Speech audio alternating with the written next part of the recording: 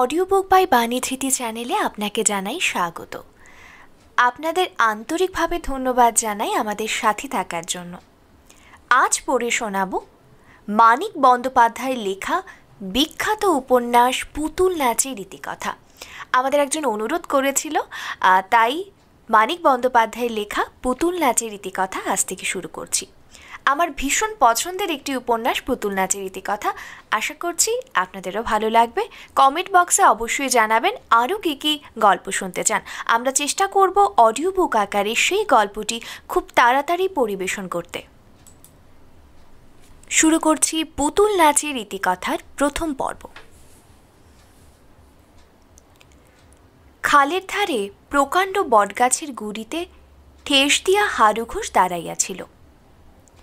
আকাশের দেবতা সেইখানে তাহার দিকে চাহিয়া কটাক্ষ করিলেন। হারুর মাথায় কাঁচা পাকা চুল আর মুখে বসন্তের দাগ ভরা রুক্ষ চামড়া ঝলসিয়া পুড়িয়া গেল। সে কিন্তু কিছুই টের পাইল না। শতাব্দীর পুরাতন তরুটির মুখ অবচেতনার সঙ্গে 51 বছরের আত্মমমতায় গড়িয়া তোলা চিন্ময় জগৎটি তাহার চোখের পলকে লুপ্ত হইয়া গিয়াছে। কটাক্ষ করিয়া আকাশের দেবতা দিগন্ত কাঁপাইয়া এক হুঙ্কার ছাড়িলেন। তারপর জোরে বৃষ্টি চাপিয়া আসিল। বটগাছের ঘন পাতাতেও বেশিক্ষণ বৃষ্টি আটকাইল না। হারু দেখিতে দেখিতে ভিজিয়া উঠিল। স্থানটিতে ওজনের ঝাঝালো সামুদ্রিক গন্ধ ক্রমে মিলাইয়া আসিল। অদূরের ঝোপটির ভেতর হইতে কে আর সুমিষ্ট গন্ধ ছড়াইয়া পড়িতে আরম্ভ করিল। সবুজ রঙের সরু লিকলিকে একটি সাপ একটি কেয়াকে পাকে পাকে জড়াইয়া ধরিয়া আচ্ছন্ন হইয়াছিল। গায়ে বৃষ্টির জল লাগায় ধীরে ধীরে পাক খুলিয়া ঝোপের বাহিরে আসিল। ক্ষণকাল স্থিরভাবে কুটিল অপলক চোখে হারুর দিকে চাহিয়া থাকিয়া তাহার দুই পায়ের মধ্যে দিয়াই বট গাছের কোটরে অদৃশ্য হইয়া গেল। হারুকে সহজে এখানে কেহ আবিষ্কার করিবে এইরূপ সম্ভাবনা কম। এদিকে মানুষের বসতি নাই। এদিকে আসিবার প্রয়োজন কাহারও বড় একটা হয় না। সহজে কেহ আসিতেও চায় না।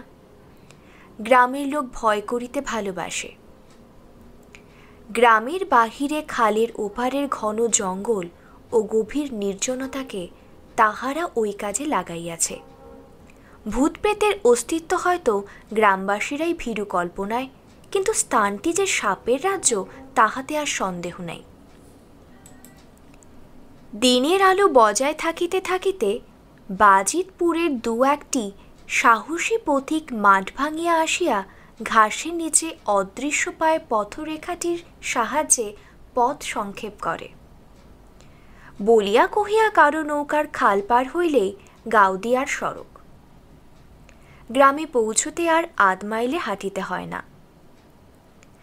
চণ্ডীর মা মাঝে মাঝে দুপুরবেলা এদিকে কাঠ কুড়াইতে আসে।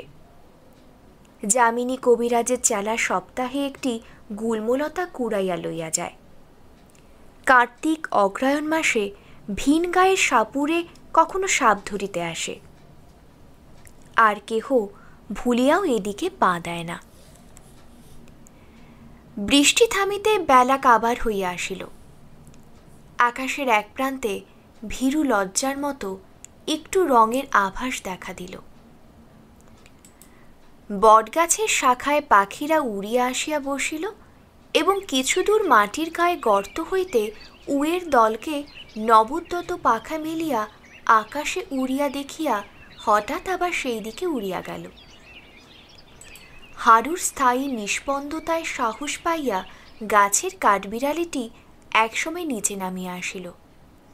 ওদিকে বুদি গাছের ডালে একটা গিরগিটি কিছুক্ষণের মধ্যেই অনেকগুলো পোকা আয়ত্ত করিয়া ফেলিল। মরা শালিকের বাচ্চাটিকে মুখে করিয়া সামনে আসিয়া ছপছপ করিয়া পার হইয়া যাওয়ার সময় একটা শিয়াল বারবার মুখ ফিরিয়া হারুকে দেখিয়া গেল। ওরা টের পায়। কেমন করিয়া টের পায় কে জানে। শশী বলিল, নৌকো ওদিক দিয়ে নিয়ে যাও গোবর্ধন, ওই শ্যাওড়া গাছটার কাছে, এখান দিয়ে নামানো যাবে না। বট গাছটার সামনাসামনি খালের পাড় অত্যন্ত ঢালু, বৃষ্টিতে পিছলু হইয়া আছে। গোবর্ধন লগি ঠেলিয়া নৌকা পাশের দিকে সরাইয়া লইয়া গেল। 7 মাইল তফাতে নদীর জল 24 ঘণ্টায় 3 হাত বাড়িয়াছে। খালের স্রোতও বড় কম নয়। শ্যাওড়া গাছের একটা ডাল ধরিয়া ফেলিয়া নৌকা স্থির করিয়া গোবর্ধন বলিল, আপনি লায়ে বসবে এসো বাবু, আমি লাবাচ্ছি। শশী বলিল, দূর হতভাগা, তোকে ছুতে নেই। গোবর্ধন বলিল, ছুলাম বা কে জানছে, আপনি তো ধুমসো মোনাটাকে লাবাতে পারবে কেন? শশী ভাবিয়া দেখিল কথাটা মিথ্যে নয়। পড়িয়া গেলে হারুর সর্বাঙ্গ কাদামাখা হইয়া যাইবে, তার যে গোবর্ধন ছুঁইলে সবের আর এমন কি বেশি অপমান। অপঘাতে মৃত্যু হইয়াছে, মুক্তি হারুর গোবর্ধন ছুঁইলেও নাই, না ছুঁইলেও নাই। আয় তবে দুজনে ধরিয়া নামাই। গাছের সঙ্গে টেনে নৌকা বাঁধ, সরে গেলে মুশকিল হবে। আচ্ছা, আলোটা আগে জেলে নে গোবর্ধন, অন্ধকার হয়ে এলো। আলো জ্বালিয়া শ্যাওড়া গাছের সঙ্গে নৌকা বাঁধিয়া গোবর্ধন উপরে উঠিয়া গেল। দুজনে ধরাধরি করিয়া হারুকে তাহারা সাবধানে নৌকায় নামাইয়া আনিল। শশী একটা নিঃশ্বাস ফেলিয়া বলিল, দে নৌকা খুলে দে গোবর্ধন, আর দেখ ওকে তুই আর ছুস নে। আবার ছোবার দরকার? শশী শহর হইতে ফিরিতেছিল। নৌকায় বসিয়া এসে দেখিতে পায় খালের মনুষ্যবর্জিত তীরে সন্ধ্যার আবছা আলোয় গাছে ঠেস দিয়া ভূতের মতো একটা লোক দাঁড়াইয়া আছে। পাগল ছাড়া এ সময় সাপের রাজ্যে মানুষভাবে দাঁড়াইয়া থাকে না। শশীর বিস্ময় ও কৌতূহলের সীমা ছিল না। হাঁক ডাক দিয়া সাড়া না পাইয়া গোবর্ধনকে সে নৌকা ভিড়াইতে বলিয়াছিল। গোবর্ধন প্রথমে রাজি হয় নাই, ওখানে এমন সময় মানুষ আসিবে কোথা হইতে? শশীরও চোখের ভুল। সত্য সত্যই সে যদি কিছু দেখিয়া থাকে, ওই কিছুটির ঘনিষ্ঠ পরিচয় লইয়া আর কাজ নাই, মানে মানে এবার বাড়ি ফেরাই ভালো। কিন্তু শশী কলকাতার কলেজে পাশ করিয়া ডাক্তার হইয়াছে। গোবর্ধনের কোনো আপত্তি সে কানে তোলে নাই। বলিয়াছিল, ভূত যদি হয় তো বেঁধে এনে পোষ মানাবো গোবর্ধন, নৌকা ফেরা। তখনও আকাশে আলো ছিল। হারুর চারিপাশে কচু পাতায় আটকানো জলের রূপালী রূপ একেবারে নিভিয়া যায় নাই। কাছে গিয়া হারুকে দেখিবা মাত্র শশী চিনিতে পারিয়াছিল। ওরে গোবর্ধন, এ যে আমাদের হারু, এখানেও এলো কি করে? গোবর্ধনের মুখে অনেকক্ষণ কথা সরে নাই। শেষে সব হয়ে চাপা গলায় জিজ্ঞাসা করিয়াছিল, মরে গেছে নাকি ছোটু বাবু? মরে গেছে, বাজ পড়েছিল। আহা, চুলগুলো বেবাগ জ্বলে গেছে গো। হারুর বদলে আর কেহ হইলে যে মানুষটা মরিয়া গিয়াছে তাহার চুলের জন্য গোবর্ধনকে শোক করিতে শুনিয়া শশীর হয়তো হাসি আসিত, কিন্তু গ্রামের বাহিরে হারুকে এই অবস্থায় আবিষ্কার করিয়া তাহার মনে অত্যন্ত আঘাত লাগিয়াছিল। হারুর ছেলে মেয়ে আছে, আত্মীয় বন্ধু আছে, সকলের চোখের আড়ালে একটা গাছের নিচে ওর একা একা মরিয়া যাওয়া কি শোচনীয় দুর্ঘটনা। গোবর্ধনের কথায় তাহার মন আরো বিষণ্ণ হইয়া গেল। গোবর্ধনের বুকের মধ্যে ঢিপ ঢিপ করিতেছিল। এখানে দাঁড়িয়ে থেকে আর কি হবে ছোটবাবু, গায়ে খপর দিকে চলো। এমনি ভাবে ফেলে রেখে চলে যাব গোবর্ধন? তার আর করছো কি? গা থেকে লোকজন নিয়ে ফিরতে ফিরতে শিয়াল যদি টানাটানি আরম্ভ করে দেয়? গোবর্ধন শিহুরিয়া বলিয়াছিল, তবে কি করবে ছোটবাবু? হাক তো, কেউ যদি আসে। কিন্তু এই বাদল সন্ধ্যায় আশেপাশে কে আছে যে হাকিলে ছুটিয়া আসিবে? নিজের হাক শুনিয়া গোবর্ধন নিজেই চমকাইয়া উঠিয়াছিল। আর কোনো ফল হয় নাই। রসুলপুরের হাটের দিন খালে অনেক নৌকা চলাচল করে। আজ কতক্ষণে আরেকটি নৌকার দেখা মিলিবে, একেবারে মিলিবে কি না তাহারও কিছু স্থিরতা নাই। হারুকে নৌকায় নামাইয়া লওয়ার কথাটা তখন শশীর মনে হয়। নৌকো খুলিবা মাত্র স্রোতের টানে গতিলাভ করিল। গোলুয়ের উপর দাঁড়াইয়া লগিটা ঝপ করিয়া জলের মধ্যে ফেলিয়া গোবর্ধন হঠাৎ উৎসুকের সঙ্গে জিজ্ঞাসা করিল, একটা কথা কও ছোটবাবু, উহার মুক্তি নাই তো? শশী হাল ধরিয়া বসিয়াছিল, হাই তুলিয়া বলিল, কি জানি গোবর্ধন, জানি না। তাহার হাই তোলাকে বিরক্তির লক্ষণ মনে করিয়া গোবর্ধন আর কিছু বলিতে সাহস পাইল না। শশী বিরক্ত হয় নাই, অন্যমনস্ক হইয়া গিয়াছিল।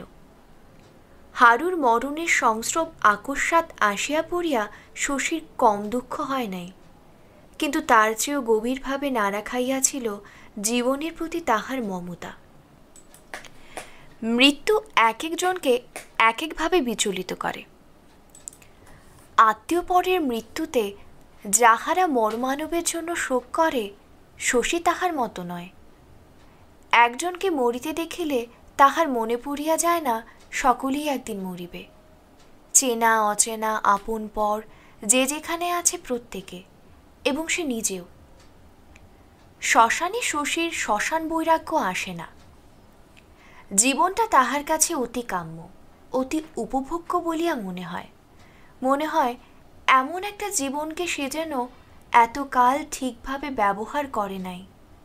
মৃত্যু পর্যন্ত অন্য মনস্ক হইয়া বাঁচিয়া থাকার মধ্যে জীবনের অনেক কিছুই যেন তাহার অপচয়িত হইয়া যাইবে। শুধু তাহার নয়, সকলের।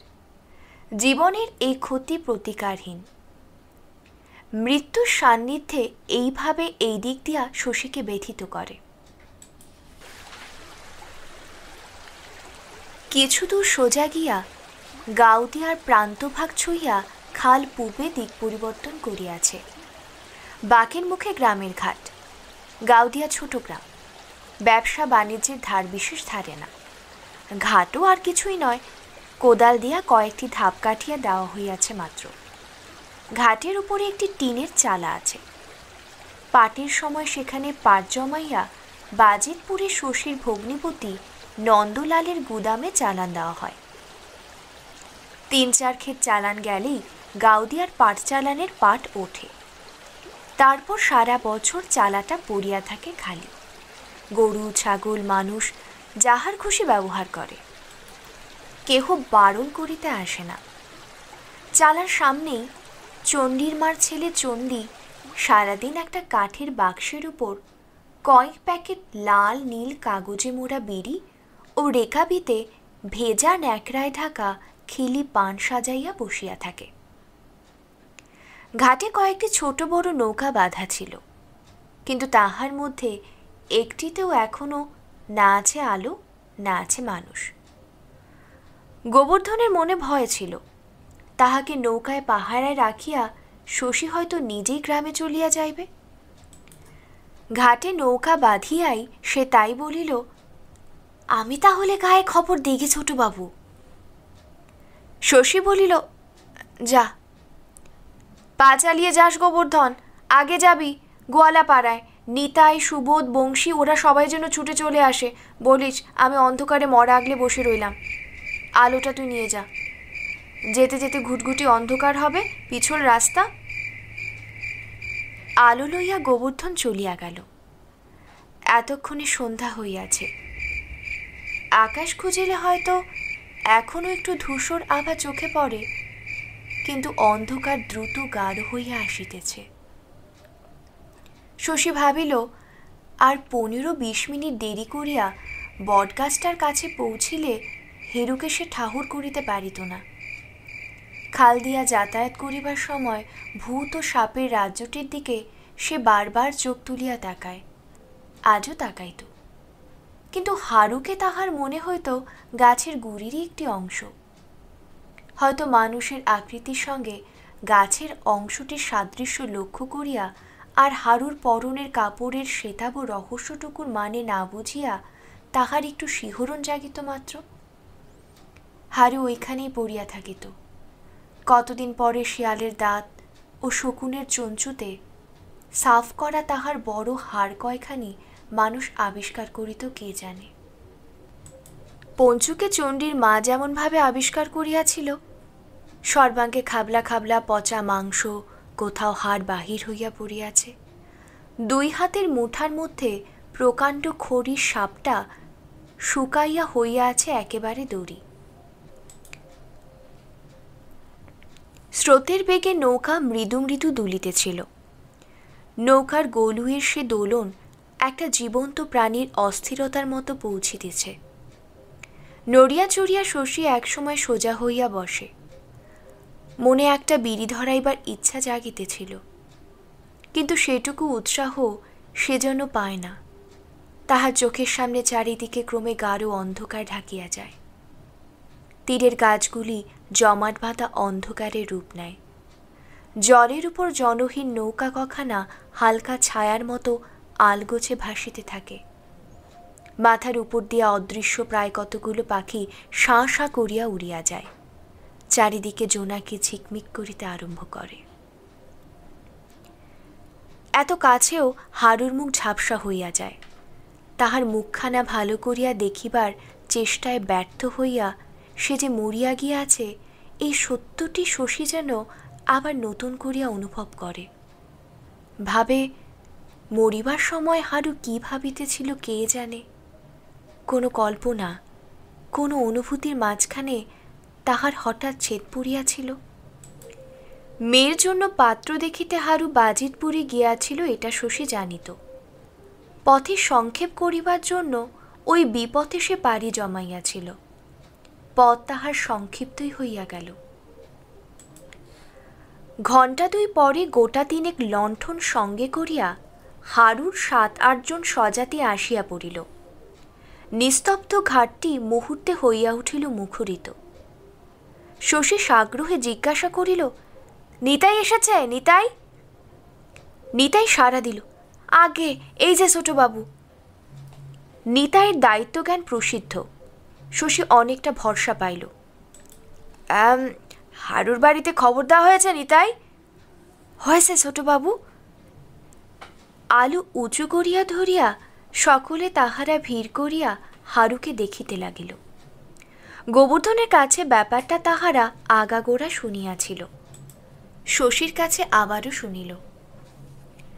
তারপর ঘাটের খাজের উপরে উবু হইয়া বসিয়া আরম্ভা করিয়া দিল জটলা। কিছুক্ষণের মধ্যে শশীর মনে হইল হারুর পরলোক গমন ওদের কথার মধ্যেই এতক্ষণে শোচনীয় হইয়া উঠিতেছে। বর্ষণক্ষান্ত বিষণ্ণ রাত্রে কালি পড়া লণ্ঠনের মৃদু রঙিন আলোয় হারুর জীবনের টুকরো টুকরো ঘটনাগুলি যেন দৃশ্যমান ছায়াছবির রূপ গ্রহণ করিয়া চোখের সামনে ভাসিয়া আসিতে লাগিল। হারুর পরিবারের ক্ষতি ও বেদনার প্রকৃতি উপলব্ধি যেন এতক্ষণে শশী আয়ত্ত করিতে পারিল। সে বুঝিতে পারিল সংসারে হারু যে কতখানি স্থান শূন্য করিয়া গিয়াছে, এই অশিক্ষিত মানুষগুলির মনের মাপকাঠি দিয়াই তাহার পরিমাণ সম্ভব। এতক্ষণে হারুর অপমৃত্যুকে সে বুঝিতে পারে নাই। হারুকে সে আপনার জগতে তুলিয়া লইয়াছিল। সেখানে শূন্য করিয়া রাখিয়া যাওয়ার মতো স্থান হারু কোনোদিন অধিকার করিয়াছিল কিনা সন্দেহ। নীরবে শশী অনেকক্ষণ তাহাদের আলোচনা কান পাতিয়া শুনিল। শেষে রাত বাড়িয়া যাইতেছে খেয়াল করিয়া বলিল, তোমরা তাহলে আর বসে থেকো না নিতাই, রসিকবাবুর বাগান থেকে বাঁশ কেটে এনে একটা মাচা বেঁধে ফেলো। নিতাই প্রশ্ন করিল, সোজা মশান বিলে নিয়ে যাব নাকি ছোটবাবু? শশী বলিল, না, ওর বাড়িতে একবার নামাতে হবে। হারুকে সোজাসুজি শ্মশানে লইয়া গেলে অনেক হাঙ্গামা কমিত, কিন্তু হারুর মেয়ে মতির জ্বর। সকলে শ্মশানে আসিলেও সে আসিতে পারিবে না। তাহাকে একবার না দেখাইয়া হারুকে পোড়াইয়া ফেলিবার কথাটা শশী ভাবিতেও পারিতেছিল না। মতির কাছে খবরটা এখন কয়েকদিনের জন্য চাপিয়া যাওয়ার বুদ্ধিও বাড়ির কাহারও হইবে কিনা সন্দেহ। মতি জানিতে পারিবে তাহারই জন্য বর খুঁজিতে গিয়া ফিরিবার পথে হারু অপঘাতে প্রাণ দিয়াছে। জ্বর গায়ে বর্ষার রাত্রে হয়তো সে শ্মশানে ছুটিয়া আসিবে। জোর করিয়া বাড়িতে আটকাইয়া রাখিলে আর সকলকেই হয়তো সে ক্ষমা করিবে নিয়তিকে পর্যন্ত, কিন্তু শশীকে সে সহজে মার্জনা করিবে না। বলিবে, আপনি থাকিতে আমাকে একটিবার না দেখিয়ে বাবাকে ওরা পুড়িয়ে ফেলেছিল গো। রসিকবাবুর বাগান হইতে বাঁশ কাটিয়া আনিয়া মাচা বাঁধা হইল। তারপর হারুকে মাচায় শোয়াইয়া হরিবোল দিয়া মাচাটা তাহারা কাঁধে তুলিয়া লইল। শশী কহিল, এখন তোমরা হরিবোল দিও না, হারু শ্মশান যাত্রা করেনি, বাড়ি যাচ্ছে। কথাটা এমন করিয়া শশী ইচ্ছা করিয়া বলে নাই। নিজের কথা নিজেরই চোখ দুটি তাহার সজল হইয়া উঠিল। রাস্তাটি চওড়া মন্দ নয়, কিন্তু কাঁচা। বর্ষাকালে কোথাও এক হাঁটু কাদা হয়, কোথাও এঁটেল মাটিতে বিপজ্জনক রকমের পিছল হইয়া থাকে। গরুর গাড়ির চাকাতেই রাস্তাটি সর্বনাশ করে সবচেয়ে বেশি। বর্ষার পর কাদা শুকাইলে মনে হয় আগাগোড়া যেন লাঙল দিয়া চষিয়া ফেলা হইয়াছে। শীত পড়িতে পড়িতে পথটি আবার সমতল হইয়া যায় সত্য, কিন্তু লক্ষ লক্ষ ক্ষতের উঁচু সীমানাগুলো গুঁড়া হইয়া এত ধুলা হয় যে পায়ের পাতা ডুবিয়া যায়। ফাল্গুন চৈত্র মাসে বাতাসে ধুলা উড়িয়া দুপাশের গাছগুলো বিবর্ণ করিয়া দেয়। গ্রামে ঢুকিবার আগে খালের সঙ্গে সংযুক্ত নালার উপর একটা পুল পড়ে। পুলের নিচে স্রোতের মুখে জাল পাতিয়া নবীন মাঝি সেই অপরাহ্ন হইতে বুক জ্বলে দাঁড়াইয়া আছে। নিতাই ডাকিয়া বলে, কি মাছ পড়ল মাঝি? নবীন বলে, মাছ কোথা ঘোষ মশাই, জল বড় বেশি গো। মাগুর টাগুর পেলি নাকি? পেলে আমাকে একটা দিস, ছেলেটা কাল পথ্যি করবে। নবীন মিথ্যা জবাব দেয়, বলে, জলে দেরিয়ে কি মিশা কথা কইছি? এত জলে মাছ পড়ে না, এদিকে 3 হাত ফাঁক রয়েছে দেখছি নে। হারুর মরণের খবরটাও সে শান্তভাবে গ্রহণ করে। বলে, লোক বড় ভালো ছিল গো, জগতে শত্রু নেই। তারপর বলে, এবছর জানো ঘোষ মশাই, অদেষ্ট সবার মন্দ। 3 বর্ষা নামলো না, তার মধ্যে জল কামড়াতে নে গেছে। দিন নাই রাত্রি নাই, জলে স্থলে নবীনের কঠোর জীবন সংগ্রাম। দেহের সঙ্গে মনও তাহার হাজিয়া গিয়াছে। হারুর অপমৃত্যুতে বিচলিত হওয়ার সময় তাহার নাই, অথচ এদিকে মমতাও জানে। 10 বছরের ছেলেটা বিকাল হইতে পুলের উপর ঠাঁই দাঁড়াইয়া আছে। জলে নামিয়া বাপের মতো সেও মাছ ধরিতে চায়, কিন্তু নবীন কোনো মতে অনুমতি দেবে না। রেতে লও বাপ, জ্বর হবে, কাল বিহানে আসিস। বিহানে জল রহিবে না বাবা। রহিবি নে আবার, তোর ডুব জল হবে জানিস।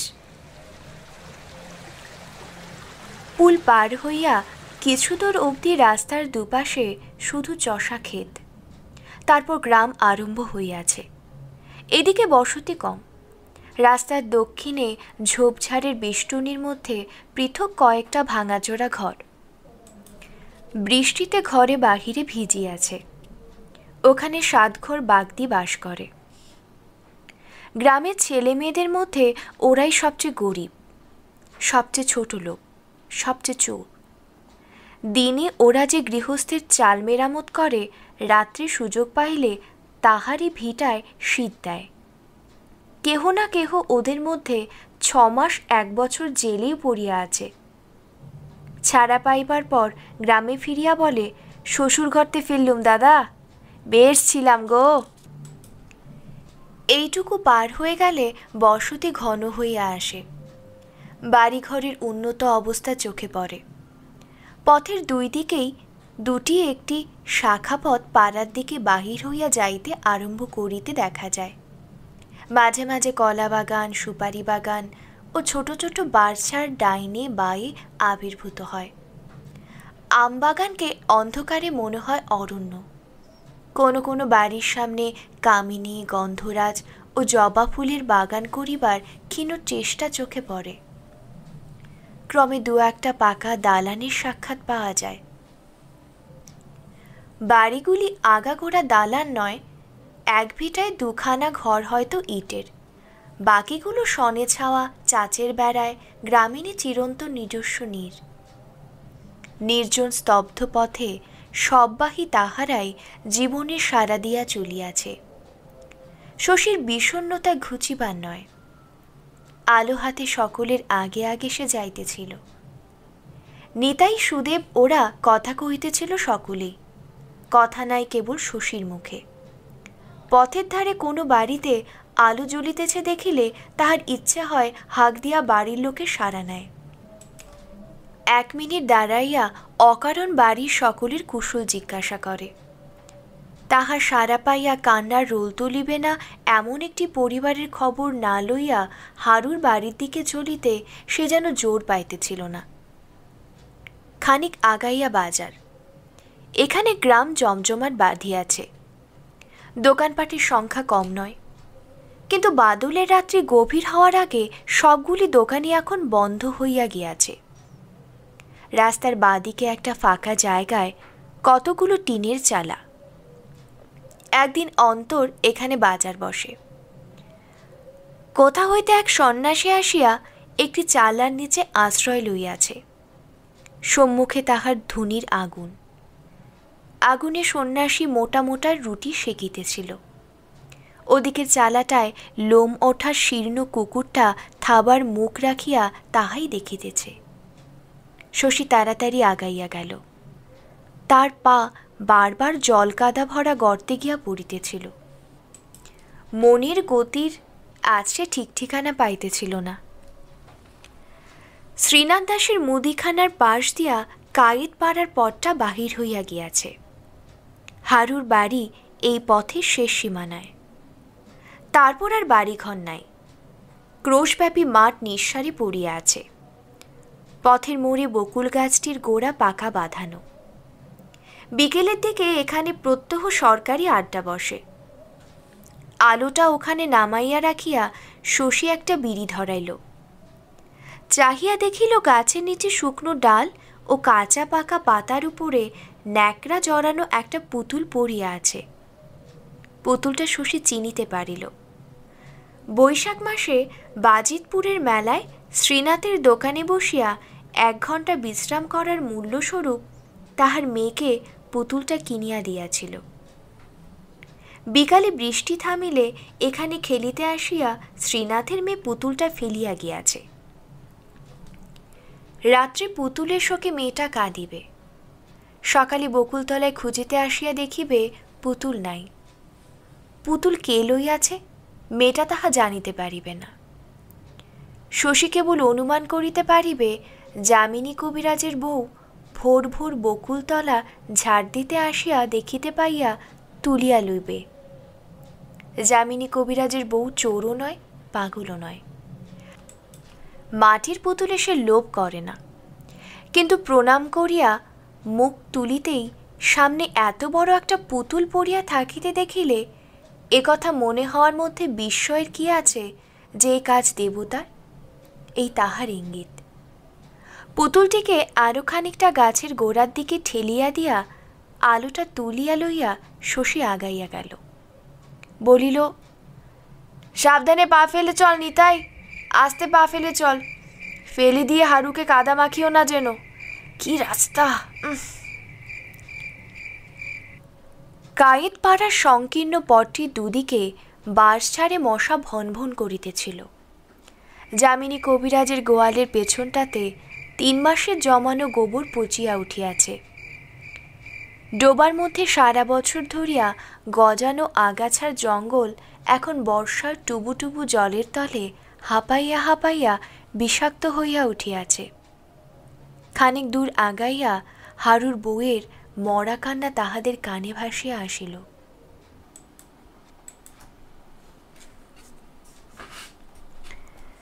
শশীর চরিত্রে দুটি সুস্পষ্ট ভাগ আছে। একদিকে তাহার মধ্যে যেমন কল্পনা, ভাবাবেগ এবং রসবোধের অভাব নাই, অন্যদিকে তেমনি সাধারণ সাংসারিক বুদ্ধি ও ধন সম্পত্তির প্রতি মমতায় তাহার যথেষ্ট। তাহার কল্পনাময় অংশটুকু গোপন ও মুখ। অত্যন্ত ঘনিষ্ঠভাবে তাহার সঙ্গে না মিশিলে একথা কেহ টের পাইবে না। তার ভেতরের জীবনের সৌন্দর্য ও শ্রীহীনতার একটা গভীর সহানুভূতিমূল বিচার পদ্ধতি আছে। তাহার বুদ্ধি, সংযম ও হিসাবী প্রকৃতির পরিচয়ই মানুষ সাধারণত পায়। সংসারে টিকিবার জন্য দরকারি এই গুণগুলির জন্য শশীকে সকলে ভয় ও খাতির করিয়া চলে। শশীর চরিত্রের এই দিকটা গড়িয়া তুলিয়াছে তাহার বাবা গোপাল দাস। গোপাল দাসের কারবার লোকে বলে গলায় ছুরি দেওয়া। আসলে সে করে সম্পত্তি কেনা বেচা ও টাকা ধার দেওয়া, অর্থাৎ দালালি ও মহাজনী। শোনা যায় এককালে সে নাকি বার তিনেক জীবন্ত মানুষের কেনা বেচার ব্যাপারেও দালালি করিয়াছে। 3টি বৃদ্ধের বউ জুটাইয়া দেওয়া সে আজকের কথা নয়। বৃদ্ধ 3 জনের মধ্যে 2 জনের মৃত্যু হইয়াছে। এখন যামিনী কবিরাজের মরণ হইলেই ব্যাপারটা পুরোপুরি ইতিহাসের গর্ভে তলাইয়া যাইতে পারে। কিন্তু যামিনী কবিরাজের বউ শশী যাহাকে সেনদিদি বলিয়া ডাকে এবং শশীকে যে অপুত্রবতী রমণী গভীরভাবে স্নেহ করে, স্বামীকে সে এত সাবধানে বাঁচাইয়া রাখিয়াছে যে শীঘ্র যামিনী কবিরাজের মরিবার সম্ভাবনা নাই। যামিনী কিন্তু মরিতে চায়। গ্রামের কলঙ্ক রটানোর কাজে উৎসাহী নিষ্কর্মা ব্যক্তির সংখ্যা এত বেশি যে এতটুকু এদিক ওদিক হইলে গ্রামে বৌঝিদের কলঙ্ক দিক দিগন্তে রটিয়া যায়। কেহ বিশ্বাস করে, কেহ করে না। যে বিশ্বাস করে সেও সত্য মিথ্যা যাচাই করে করে না, এবং যে অবিশ্বাস করে সেও নয়। বিশ্বাস অবিশ্বাসের প্রশ্নটা নির্ভর করে মানুষের খুশির ওপর। গ্রামের কলঙ্কিনীদের মধ্যে শশীর সেনদিদি প্রসিদ্ধই বেশি। গোপালের সঙ্গে তার নামটা জড়ানো হয় বেশি সময়। লোকে নানা কথা বলা বলি করে। শশী বিশ্বাস করে না, যামিনী করে। সে থুরথুরে বুড়ো, সন্দেহের তীব্র বিশেষে দগ্ধ হইয়া যায়। স্ত্রী পাড়ার কারো বাড়ি গেলে রাগে দুঃখে একদিন সে কাঁদিয়া ফেলে। স্ত্রীর কায়েত বাড়ি কাসুন্দি বানাইয়া আসার কৈফিরতটাও সে বিশ্বাস করে না, অথচ শশীর সেনদিদি সত্যি কৈফিরতি দেয়। অতীতে কখনো সে যদি কোনো অন্যায় করিয়া থাকে, তাহা অতীতের সত্য মিথ্যা পাপ পুণ্যে মিশিয়া আছে। উন্মাদ ছাড়া আজ শশীর সেনদিদিকে কেহ অবিশ্বাস করিবে না। বুড়া হইয়া যামিনীর মাথাটা খারাপ হইয়া গিয়াছে। দেখা হইলে গোপালকে সে শাপ দেয়, বলে, 1 কোটি টাকা নিয়ে তুই আমার খুব উপকার করেছিলি গোপাল। উচ্ছন্নে যাবি তুই, তো সর্বনাশ হবে, ঘর বাড়ি তো শ্মশান হয়ে যাবে। যামিনী কবিরাজের বউয়ের সম্বন্ধে গোপালের বদনাম হয়তো মিথ্যা, তবু গোপাল ভালো নয়। তুচ্ছ কতগুলো টাকার জন্য সেই যে প্রতিমার মতো কিশোরীকে বুড়া পাগলা যামিনী কবিরাজের বউ করিয়াছিল। শশী গোপালের একমাত্র ছেলে। মেয়ে আছে 3টি। বড় মেয়ের নাম বিন্ধবাসিনী। বড়গার নায়েব শ্যামচরণ দাসের বড় ছেলে মোহনের সঙ্গে তাহার বিবাহ হইয়াছে। মোহনের একটি পা খোড়া। মেজমে বিন্দুবাসিনীর বিবাহ হইয়াছে খাস কলিকাতার বড়বাজারের নন্দলাল অ্যান্ড কোংয়ের নন্দলালের সঙ্গে। গোপালের সে এক স্মরণীয় কীর্তি। নন্দলালের কারবার পাটের। চারিদিক হইতে পাট সংগ্রহ করিয়া জমা করিবার সুবিধা হয় এবং চালান দেবার ভালো ব্যবস্থা থাকে, এমন একটি মধ্যবর্তী গ্রাম খুঁজিয়া বাহির করিবার উদ্দেশ্যে বছর 7 আগে সে একবার এদিকে আসিয়াছিল। গোপাল তাহাকে ডাকিয়া লইয়া গিয়াছে নিজের বাড়ি। আদর যত্ন করিয়াছিল ঘরের লোকের মতো। তারপর কোথা গিয়া কি হইয়া গেল কে জানে। হয়তো নন্দলালের দোষ ছিল, হয়তো ছিল না। 3 দিন পরে গোপালের অনুগত গ্রামবাসীরা লাঠি হাতে দাঁড়াইয়া বিন্দুর সঙ্গে নন্দলালের বিবাহ দিয়া দিল। নন্দলালের চাকরটা রাতারাতি বাজিতপুরে পালাইয়াছিল। পরদিন মনিবের উদ্ধারে সে একেবারে পুলিশ লইয়া হাজির। নন্দলাল ইচ্ছা করিলে কিছু কিছু শাস্তি অনেককেই দিতে পারিত। গম্ভীর বিষণ্ণ মুখে পুলিশকে সেই বিদায় করিয়া দিল। তারপর বউ লইয়া সেই যে কলকাতায় গেল, গাউদিয়ার সঙ্গে আর কোনো সম্পর্ক রাখিল না। যাই হোক, নন্দলালের কাছে বিন্দুবাসিনী হয়তো সুখেই আছে। গ্রামের লোক সঠিক খবর রাখে না। 7 বছরের মধ্যে বিন্দু একবার মাত্র 3 দিনের জন্য বাপের বাড়ি আসিয়াছিল। গ্রামের ছেলে বুড়া তখন ঈর্ষার চোখে চাহিয়া দেখিয়াছিল।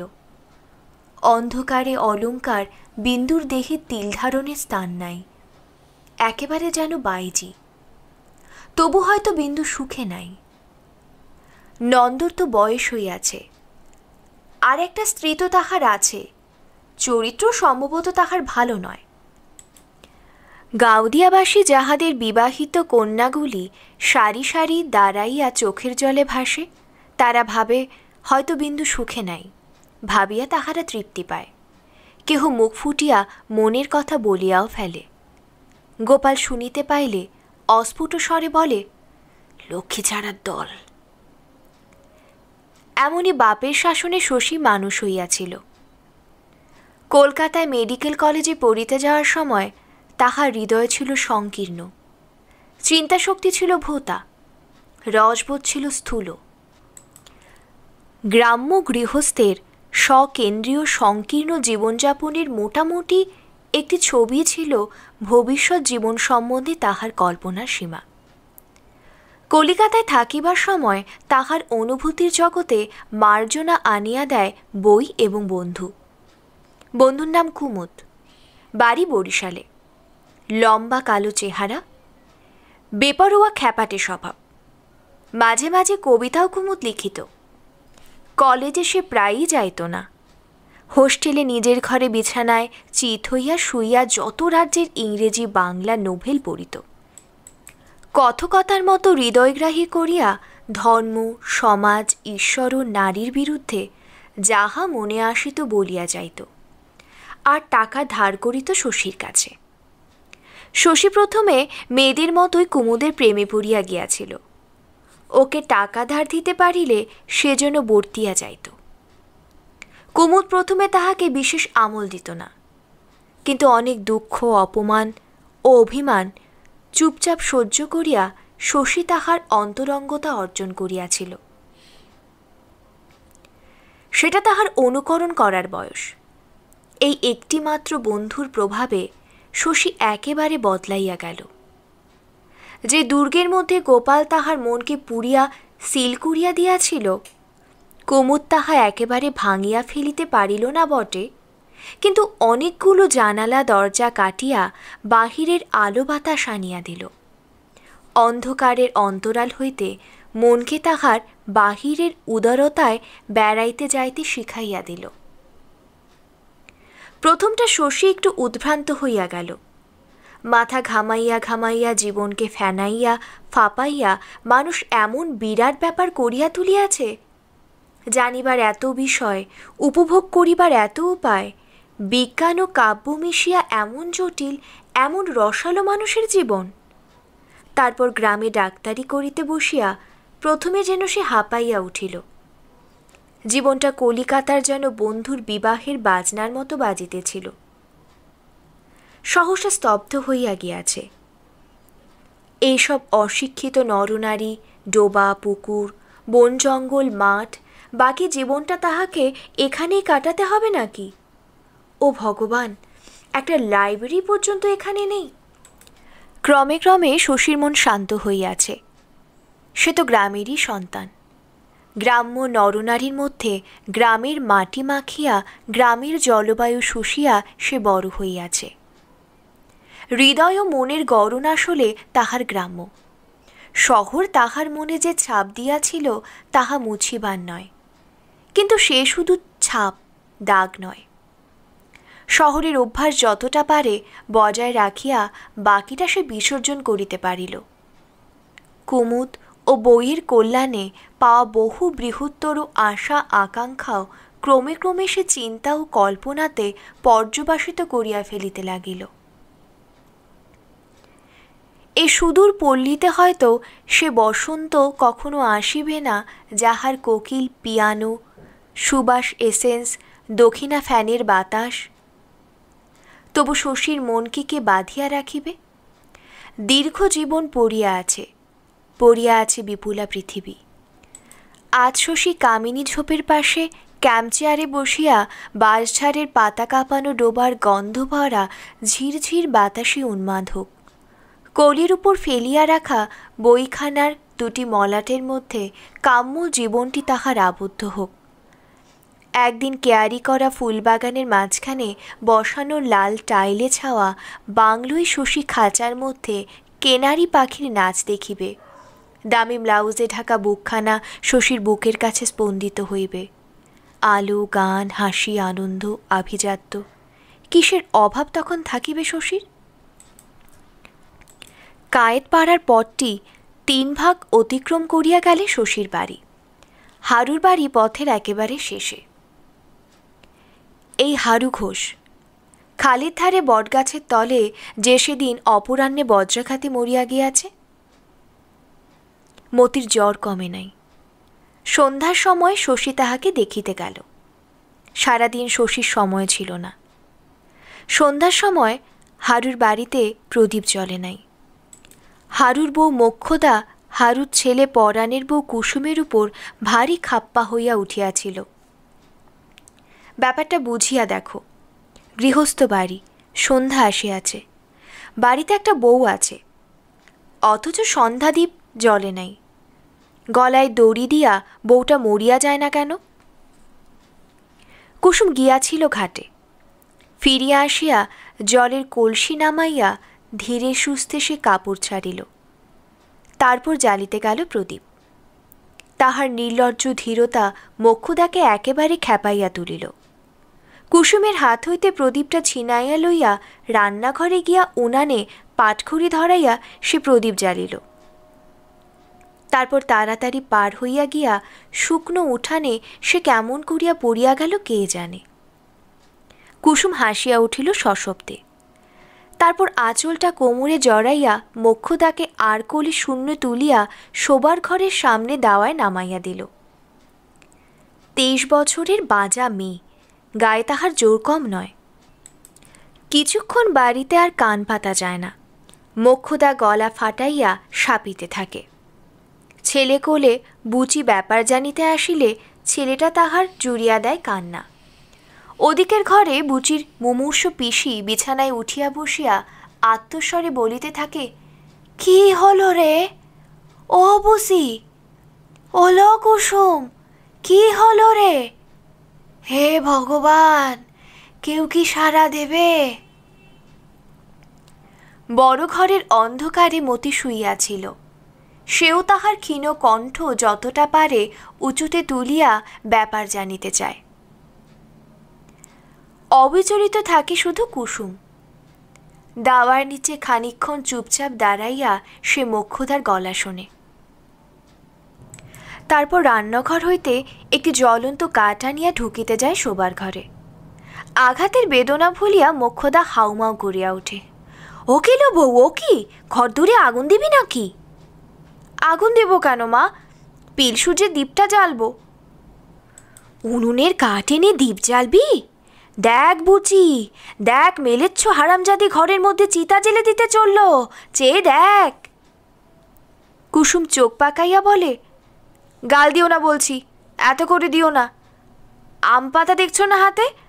কাঠ থেকে যদি জিভ জ্বালাবো, পাতা নিয়ে যাচ্ছি কি চিবিয়ে খাবো বলে নাকি? মোক্ষদা গলা নামাইয়া বলে, কাল তো তোমায় আমি দিই না বাছা, দিয়েছি বুচিকে। কুসুমকে এবারই সকলে ভয় করে। এই বাস্তুটুকু ছাড়া হারু ঘোষের সর্বস্ব কুসুমের বাবার কাছে আজ বাধা আছে 7 বছর। একবার গিয়া কাঁদিয়া পড়িলেই সে দিবে নালিশ ঠুকিয়া। এরা সব তখন যাইবে কোথায়? তাই বলিয়া কুসুম যে সবসময় বাড়ির লোকগুলোকে শাসন করিয়া বেড়ায় তা নয়, বরং অনেকটা সে নিরীহ সাজিয়াই থাকে। বকাবকি করিলে সবসময় কানেও তোলে না, নিজের মনে ঘরের কাজ করিয়া যায়। কাজ করিতে ভালো না লাগিলে খিড়কির দরজা দিয়া বাহির হইয়া গিয়া তালবনে তালপুকুরের ধারে ভূপতিত তালগাছটার গুড়িতে চুপচাপ বসিয়া থাকে। উনানে ডাল ভাত কিছু একটা চাপাইয়া হয়তো যায়। বাড়ির লোকে তাহার অনুপস্থিতি টের পায় পোড়া গন্ধে। মেজাজের কেহ তার হদিশ পায় না। কতখানি সে সহ্য করিবে, কখন রাগিয়া উঠিবে, আজ পর্যন্ত তাহা ঠিকমতো বুঝিতে না পারিয়া সকলে একটু বিপদগ্রস্ত হইয়া থাকে। পাড়ার লোক বলে, বউ তোমাদের জন্য একটু পাগলাটে না গো পরাণের মা? মোক্ষদা বলে, একটু কেন মা, বেশ পাগল, পাগলের বংশ যে। ওর বাপ ছিল না পাগল, 2 বছর শেকল দিয়ে বেঁধে রাখত। ঘরে ঢুকিয়া কুসুম প্রদীপ জ্বালিল। গাল ফুলাইয়া সবে সে শাখে 3 বার ফু দেওয়া শেষ করিয়াছে। উঠানে শোনা গেল শশীর গলা।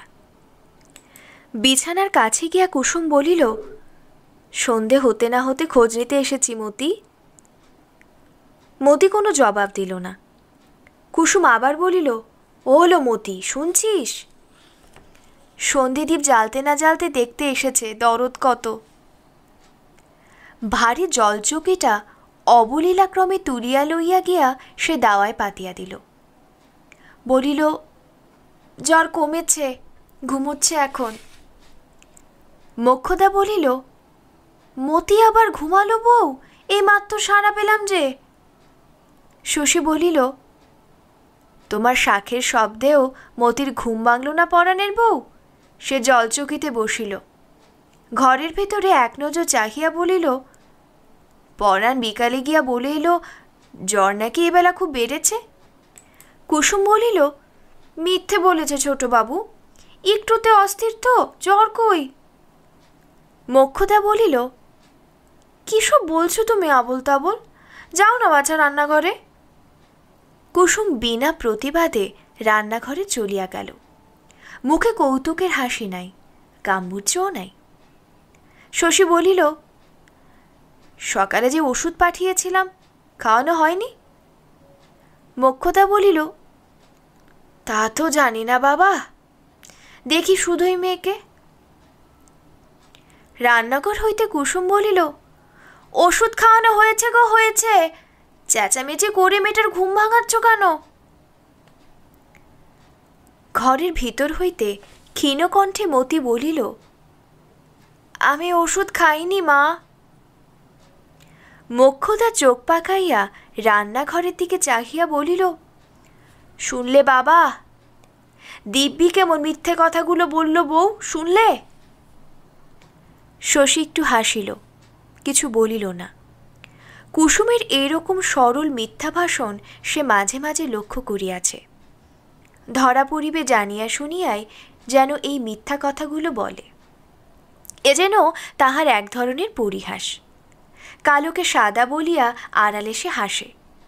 ঘরে গিয়া শশী মতিকে জিজ্ঞাসা করিল, কি কষ্ট হচ্ছে রে মতি? মতি তাহা জানে না। সে আন্দাজে বলিল, গা ব্যথা হচ্ছে ছোটবাবু, তেষ্টা পেয়েছে। পিসিকে শান্ত করিয়া বুচি আসিয়াছিল। বলিল, আজ বড় কেসেছে ছোটবাবু সারাদিন। কানে নল লাগাইয়া শশী মতির বুকটা পরীক্ষা করিয়া দেখিল।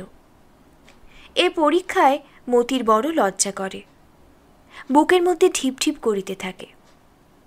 স্টেথোস্কোপের নল বাহিয়া তাহার শশীর কানে পৌঁছায়। সে অবাক হইয়া বলে, নিঃশ্বাস বন্ধ করে থাকতে তোকে কে বলেছে মতি? জোরে জোরে নিঃশ্বাস নে। বুঝি আলোটা উঁচু করিয়া ধরিয়াছে। শশী মতির মুখের দিকে তাকায়। ভাঙা লণ্ঠনে রাঙা আলোতে মতির রং যেন মিশিয়া গিয়াছে। নিঃশব্দ পদে কুসুম যে কখন পিছনে আসিয়া দাঁড়াইয়াছিল। বুকে ওর কি হয়েছে? এত পরীক্ষা কিসের? একটু সর্দি বসেছে বলে মনে হচ্ছে পরাণের বউ, গরম তেল মালিশ করে দিও তো। কুসুম ভীরু কণ্ঠে বলে, সর্দি ঠিক তো ছোটবাবু? পরীক্ষার রকম দেখে ভয়ে বুকে কাঁপন লেগেছে। মা, ক্ষয়রোগী ধরল নাকি? ওলো মতি, বলিনি তোকে? বলিনি জ্বর গায়ে হাওয়ায় গিয়ে বসিস নে, ঠান্ডা লেগে মরবি? শশী বাহিরে গিয়া একটু বসে। মোক্ষদা তখন সবিস্তারে তাহাকে শোনায় তাহার আছাড় খাওয়ার বৃত্তান্ত। বলে, বউ আমাকে ঠেলে ফেলে দিয়েছে বাবা, বউ নিয়ে হয়েছে আমার মরণ। নিচু গলায় আবল তাবল অনেকক্ষণ মোক্ষদা বলে। হারু আজ মরিয়াছে দিন 7 তার কথা উল্লেখ করিয়া সে এখন তার সুর ধরিয়া কাঁদে না, বারবার শুধু চোখ মুছে, গলাটা ধরিয়া আসে। স্বামীর শোকে ভিজিয়া আসা গলায় থাকিয়া থাকিয়া নিন্দা করে সে কুসুমের। শুনিয়া মনে হয় সবই বুঝি সত্য বলিতেছে। বুটি চুপ করিয়া শুনে, কথাটি বলে না, না দেয় সায়, না করে প্রতিবাদ। আর রান্নাঘরে শশীকে শোনাইয়া কুসুম করে যাত্রার দলের গান, টানা গুনগুনানের সুর, অস্পষ্ট ভীরু গলায়। সত্যি সত্যি পাগল নাকি কুসুম? তারপর রান্নাঘর হইতে বাহির হইয়া কুসুম কোথায় যায় কে বলিবে। শশী খানিক পরে বিদায় নেয়। হারুর বাড়ি কায়েতপাড়ার পথটার ঠিক ওপরে নয়, দুপাশে বেগুন ক্ষেতের মাঝখান দিয়া 1 দিনেক চওড়া খানিকটা পথ পার হইয়া রাস্তায় পড়িতে হয়। শশী তাড়াতাড়ি এইটুকু পার হইয়া যাইতেছিল।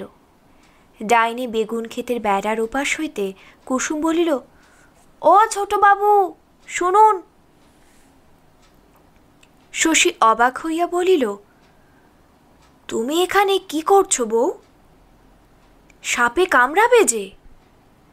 কুসুম বলিল, সাপে আমাকে কামড়াবে না ছোটবাবু, আমার অদৃষ্টে মরণ নেই। শশী হাসিয়া বলিল, কি আবার হলো তোমার? পরাণের বউ বলে যে ডাকলেন আজ?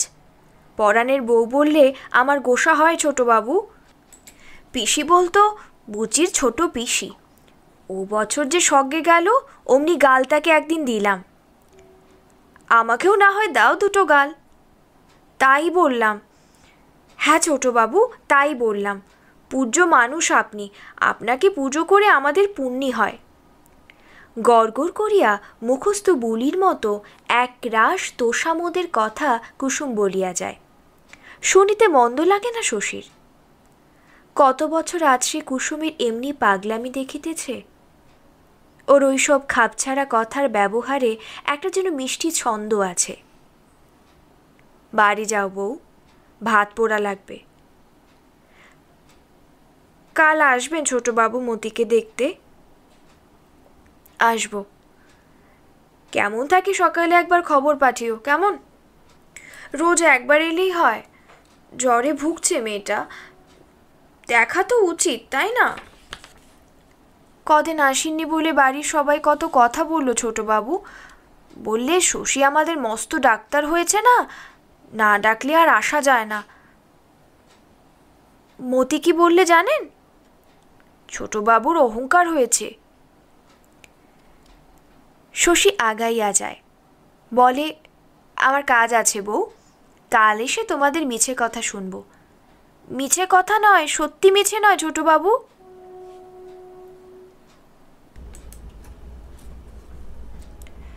শশী চলিয়া গেলে অন্ধকারে বেগুন খেতে দাঁড়াইয়া কুসুম একটু হাসিল।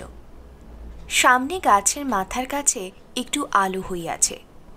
কুসুম জানে ওখানে চাঁদ উঠিবে। চাঁদ উঠিলে চাঁদ উঠিবার আভাস দেখিলে কুসুম যেন শুনিতে পায়, ভিনদেশী পুরুষ দেখি চাঁদের মতন, লাজ রক্ত হইল কন্যা প্রথম যৌবন। কে সে কিশোরী? ভিনদেশী পুরুষ দেখিয়া যার লজ্জাতুর প্রেম জাগিত, সে কুসুম নয়, হে ভগবান, সে কুসুম নয়। অন্ধকারে ঠাহর করিয়া দেখিয়া বাসুদেব বন্দ্যোপাধ্যায় বলেন, শশী না? ও বাবা শশী, তোমায় খুঁজে বেড়াচ্ছি যে। ভূত যেমন কেমন করছে শশী। ওর মা কাদা কাটা লাগিয়েছেন, তুমি এসে একটিবার দেখে যাও। শশী বলে, চলুন। চরিতে আরম্ভ করিয়া বলে, বাবা বলছিলেন কতবার তো বাড়ুজ্যে বাড়ি গেলি শশী, পয়সা কুড়ি দিয়েছে কিছু? দুটো একটা কলের টাকা না দিলে তো বিপদে পড়ি কাকা। কত মিথ্যা বলবো বাবার কাছে, পয়সা কুড়ির ব্যাপার জানেন তো বাবার, একটা পয়সা এদিক ওদিক হবার জো নেই। বাসুদেব লজ্জা পাইয়া বলেন, শশীর টাকা কালই পৌঁছাইয়া দিয়া আসিবেন শশীর বাড়িতে, নিজেই যাইবেন। শশী ভাবে, আজ নয় কেন? মুখে সে কিছু বলে না। বাসুদেবের বাড়ি কম দূর নয়। শ্রীনাথের দোকান ছাড়াইয়া রজনী সরকারের পাকা দালানের পাশ দিয়া বামুনপাড়া পর্যন্ত গড়ানো সাপের মতো আঁকা বাঁকা পথের মাঝখান হইতে দক্ষিণ দিকে ঝোপঝাড়ের ভিতর দিয়া পায়ে চলা যে সংকীর্ণ রাস্তাটুকু পোয়াটে গিয়ে মাঠের মধ্যে হারাইয়া গিয়াছে, তারই শেষাশেষি। কদিন বৃষ্টি হয় নাই। এবছরের মতো বর্ষা শেষ হইয়াছে, পথের কাদা কিন্তু শুকায় নাই। জুতা হাতে করিয়া বাসুদেবের বাড়ি পৌঁছাইয়া শশী পা ধুইল। বাসুদেবের ছোট ছেলে ভূতর বয়স বছর 10। 7-8 দিন আগে গাছের মগডাল হইতে পড়িয়া গিয়া হাত পা দুই ভাঙিয়াছিল। তারপর জ্বরে বিকারে অজ্ঞান হইয়া জীবন মৃত্যুর সন্ধিস্থলে আসিয়া পড়িয়াছে। শশী তাহাকে সদর হাসপাতালে পাঠাইতে বলিয়াছিল, এরা রাজি হয় নাই। হাসপাতালের নামে ভূতর মা ডুকরাইয়া কাঁদিয়া উঠিয়াছিল। ছেলেকে চৌকাঠের বাহিরে নিলে সে বিষ খাইয়া মরিবে। তারপর শশী প্রাণপণে ভূতর চিকিৎসা করিতেছে। দিনে 2-3 বার আসে। ভূতর শিয়রে বসে তার মা লক্ষ্মীমণি মৃদুস্বরে কাঁদিতেছিলেন। বড় 2টি ছেলে, 2টি বিবাহিত মেয়ে, 3টি বউ ঘরের মধ্যে ভিড় করিয়া দাঁড়াইয়াছিল। বড় বৌদি বিধবা, ঘোমটা দিয়া ভূতকে সে বাতাস করিতেছিল। মায়ের পরে এই বাড়িতে দুরন্ত ছেলেটাকে সেই হয়তো ভালোবাসে সকলের চেয়ে বেশি। দুচোখ দিয়া তাহার দরদর করিয়া জল পড়িতেছে। ভূতর অবস্থা দেখিয়া শশীর মুখ ম্লান হইয়া গেল। ছেলেটা বাঁচিবে না এ সন্দেহ তাহার ছিল। তবু দুপুরবেলা ওকে দেখিয়া গিয়া একটু আশা তাহার হইয়াছিল বইকি। একবেলায় অবস্থাটা যে এইরকম দাঁড়াইবে সে তাহা ভাবিতেও পারে নাই। ছেলেটার সর্বাঙ্গে সে জড়াইয়া ব্যান্ডেজ বাঁধিয়াছিল। নড়িবার উপায় তাহার নেই। এখন থাকিয়া থাকিয়া মুখ শুধু বিকৃত করিতেছে। শশীর গলা এমনি মৃদু, এখন আরও মৃদু শোনাইল। একটু আগুন চাই সেঁক দেবার, গরম কাপড় যদি এক টুকরো থাকে। বিধবা বউটি মালসায় আগুন আনিল। একটা আলোয়ান ভাঁজ করিয়া শশীর নির্দেশ মতো ভূতর বুকে সেঁক দিতে লাগিল। শশী তাহাকে একটা ইঞ্জেকশন দিয়া একটু অপেক্ষা করিল। বারবার চোখের ভিতরটা লক্ষ্য করিয়া দেখিল, নাড়ি টিপিল, তারপর নীরবে উঠিয়া আসিল। সকলে এতক্ষণে শ্বাসরোধ করিয়াছিল। শশী উঠিয়া আসার ইঙ্গিতে ঘরে তাহাদের সমবেত কান্না একেবারে ভাঙিয়া পড়িল। বিধবা বউটি পাগলের মতো ছুটিয়া আসিয়া শশীর পথ রোধ করিয়া বলিল, না, তুমি যেতে পারবে না শশী, আমার ভূতকে বাঁচিয়ে যাও, যাও, আমার ভূতকে বাঁচিয়ে যাও। ও যে আমার জন্য জাম আনতে গিয়েছিল শশী। শশী কি বলিবে, সে গম্ভীর হইয়া থাকে, তারপর পথ পাইলে বাহির হইয়া যায়। জুতো হাতে করিয়া সে নামিয়া যায় পথে। পায়ে চলা পথটির শেষেও সে কান্নার শব্দ শুনিতে পায়। শ্রীনাথ দাসের মুদির দোকানের সামনে বাঁশের বাতার তৈরি বেঞ্চিতে বসিয়া কয়েকজন জটলা করিতেছিল। বোধহয় গল্পে মুশগুল থাকায় বাসুদেবের সঙ্গে যাওয়ার সময় শশীকে তাহারা দেখিতে পায় নাই। এবার শ্রীনাথ দেখিতে পাইয়া ডাকিয়া বলিল, একটু বসে যান ছোটবাবু, টুলটা ঝাড়ো দেখি নিয়োগী মশাই, ছোটবাবুকে বসতে দাও। পঞ্চানন চক্রবর্তী জিজ্ঞাসা করিল, কোথায় গিয়েছিলে শশী? শশী বলিল, বাসুদেব বাড়ুজ্যের বাড়ি। ভূত এইমাত্র মারা গেল। বটে, বাঁচল না বুঝি ছেলেটা?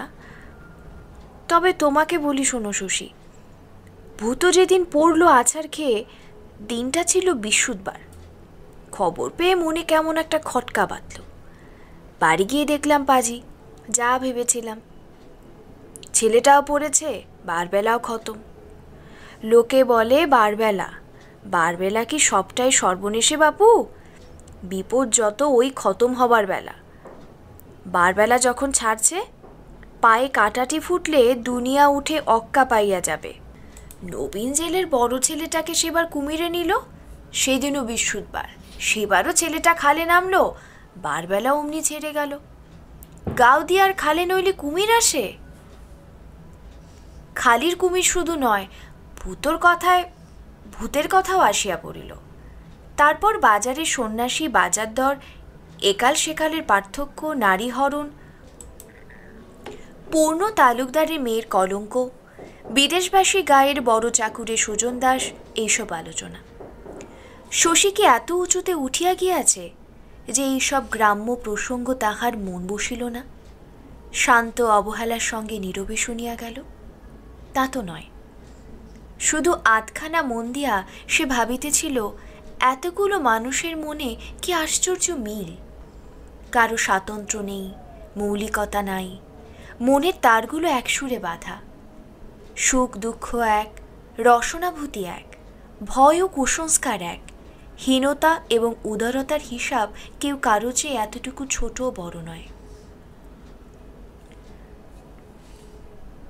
পঞ্চানন জমিদার সরকারের মুহুরী, কীর্তিনিয়োগী পেনশনপ্রাপ্ত হেড পিয়ন, শিবনারায়ণ গায়ের বাংলা স্কুলের মাস্টার, গুরুগতির চাষাবাদ, ব্যবসা ইহাদের পৃথক। মনগুলো এক ধাঁচে গড়িয়া উঠিল কি করিয়া? স্বতন্ত্র মনে হয় শুধু ভুজঙ্গধরকে। বাজিতপুরে সে ছিল এক উকিলের মুহুরী। টাকার গোলমালে 2 বছর জেল খাটিয়া আসিয়াছে। বেশি কথা ভুজঙ্গধর বলে না। ছোট ছোট কুটিল চোখের চাহুনি, চঞ্চলভাবে এদিক ওদিক ঘুরিয়া বেড়ায়। মনে হয় কি যেন মতলব আটিতেছে, গোপন ও গভীর। কীর্তি নিয়োগের মাথা জড়িয়া চকচকে টাক। এতদিন পিয়নের হলদে পাগড়িতে ঢাকা থাকিত, এখন টাকার উপর আলুর মতো বড় আপটি দেখিয়া হাসি পায়। ইহার প্রতি শ্রীনাথের শ্রদ্ধা গভীর। কেন সে কথা কেহ জানে না। কীর্তির কথাগুলো শ্রীনাথ যেন গিলিতে থাকে। কীর্তি একটা পয়সা বাহির করিয়া বলে, ও ছিদাম, সাবু দাও দেখি 1 পয়সার। শ্রীনাথ 1 পয়সায় যতটা সাগু কাগজে মুড়িয়া তাহাকে দেয়, তাহা দেখিয়া সকলে যেন ঈর্ষা বোধ করে। ভুজঙ্গধরের সাপের মতো চোখ দুটিতে কয়েকবার পলক পড়ে না। উপরে ঝোলানো কেরোসিনের আলোটাতে শ্রীনাথের দোকানে আলো মন্দ হয় না। দোকানে সাজানো জিনিসগুলো যেন একটি লক্ষ্মীশ্রী ছড়ানো থাকে। ছোট ছোট চৌকো কাঠের খোপে চাল, ডাল, একটা ময়দার বস্তা, বারকোস বসানো তেলের গাদমাখা পাত্র, মুড়ি মুরগির 2টি চালা, হরিণের ছবি আটা দেশলাইয়ের প্যাক, একদিকে কাজ বসানো হলদি টিনে সাগু বার্লি, গোল গোল লজেন্স। ভুজঙ্গধর চারিদিকে চোখ বুলায়। শ্রীনাথের বসিবার ও পয়সা রাখিবার চৌকো ছোট চৌকিটি ভালো করিয়া দেখিবার ভূমিকার মতো। সামনে পথ দিয়া আলো হাতে কেহ হাঁটিয়া যায়, কেহ যায় বিনা আলোতে। শ্রীনাথের 1-2টি খদ্দের আসে, উপস্থিত একজন খদ্দেরকে সে ভূতর মৃত্যু সংবাদ শোনায়। না, যে বিষয়ে আলোচনা চলুক, ভূতর কথাটা তাহারা ভুলে নাই। শশী উঠি উঠি করিতেছিল। এমন সময় সকলকে অল্প বিস্তর অবাক করিয়া এক হাতে ক্যাম্বিসের ব্যাগ, এক হাতে লাঠি, বগলে ছাতি, পায়ে চটি, গায়ে উড়ানি যাদব পণ্ডিত পথ হইতে শ্রীনাথের দোকানের সামনে উঠিয়া আসিলেন। মানুষটা বুড়া, শরীরটা জীর্ণ, কিন্তু হাড় কখানা মজবুত। বিদ্যা যাদবের বেশি নয়, পণ্ডিত বলিয়া খ্যাতিও তাহার নাই। ধার্মিক ও অলৌকিক শক্তিসম্পন্ন বলিয়ায় তিনি প্রসিদ্ধ লাভ করিয়াছিলেন। গৃহস্থ যোগী তিনি, সংসারী সাধক। স্পর্শ করিবার অধিকার যাহাদের আছে, দেখা হইলে পায়ের ধুলা নেয়, অপরে সাষ্টাঙ্গ প্রণিপাত করে। সাধন পথের কতগুলো স্তর যাদব অতিক্রম করিয়াছেন কেহ জানে না। ভক্তি যাদের উচ্ছ্বাসিত, তারা সোজাসুজি সিদ্ধি লাভের কথাটাই বলে। যাদব নিজে কিছু স্বীকার করেন না, প্রতিবাদও করেন না। কায়েত পাড়ার পথের ধারে যামিনী কবিরাজের বাড়ি ও শশীদের বাড়ির মাঝামাঝি একটা ছোট একতলা বাড়িতে যাদব বাস করেন। এক পুরাতন এমন জীর্ণ বাড়ি এ অঞ্চলে আর নাই। বাড়ির খানিকটা অংশ ভাঙিয়া পড়িয়াছে। এককালে চারিদিকে বোধহয় প্রাচীর ছিল, এখন ছড়ানো পড়িয়া আছে শ্যাওলা ধরা কালো ইট। যাদব বাস না করিলে বাড়িটা অনেক দিন আগেই ভূতের বাড়ি বলিয়া খ্যাতি লাভ করিত। স্ত্রী ছাড়া সংসারে যাদবের কেহ নাই। পাগলাটে স্বভাবের জন্য গ্রামের ছেলে বুড়া যাদবের স্ত্রীকে পাগল দিদি বলিয়া ডাকে। কয়েকদিন আগে যাদব কলিকাতায় গিয়াছিলেন, আজ তাহার ফিরিবার কথা নয়। সকলে শশব্যস্ত প্রণাম করিয়া বসিতে দিল। পঞ্চানন জিজ্ঞাসা করিল, হঠাৎ ফিরে এলেন পণ্ডিত মশাই? যাদব বলিলেন, গেও মানুষ, শহরে মন টিকল না বাবা। শ্রীনাথ উচ্ছ্বাসিতভাবে বলিল, আপনারও মন টেকাটেকি দেবতা। এ কথায় যাদব হাসিলেন। উচ্ছ্বসিত ভক্তিকে গ্রহণ করিবার পদ্ধতি তাহারই। একে একে সকলের প্রতি কুশল প্রশ্ন করিলেন। ভূতর মৃত্যু সংবাদে দুঃখিত হইয়া বলিলেন, আহা, কিন্তু বিশেষ বিচলিত হইলেন না। জীবন মরণ যাহার নিকট সমান, দুরন্ত একটা বালকের মৃত্যুতে বিচলিত হওয়ার কথাও তাহার নয়। তবু শশীর মনে হইল, সাধারণভাবে আরও একটু ব্যথিত হওয়া যাদবের যেন উচিত ছিল। কানে না শুনিতে পান, একটা পরিবার এখন যে বুক ভাঙা হাহাকার উঠিয়াছে, যাদবের কি সে কল্পনা নাই? মিনিট 10 বসিয়া যাদব উঠিলেন, বলিলেন, যাবে নাকি শশী বাড়ির দিকে? শশী বলিল, চলুন। লাঠি ঠুকিয়া যাদব পথ চলেন। শশী জানে, এত জোরে লাঠির শব্দ করা সাপের জন্য। মরিতে যাদব কি ভয় পান? জীবন মৃত্যু যার কাছে সমান হইয়া গিয়াছে, অথবা শুধু সাপের কামড়ে মরিতে তার ভয়? চলিতে চলিতে যাদব বলিলেন, তুমি তো ডাক্তার মানুষ শশী, চরক সুস্রোত ছেড়ে বিলিতি বিদ্যা ধরেছ। কেটে ছিঁড়ে গা ফুরে মরা মানুষ বাঁচাও। ব্যাপারটা কি বলো দেখি তোমাদের?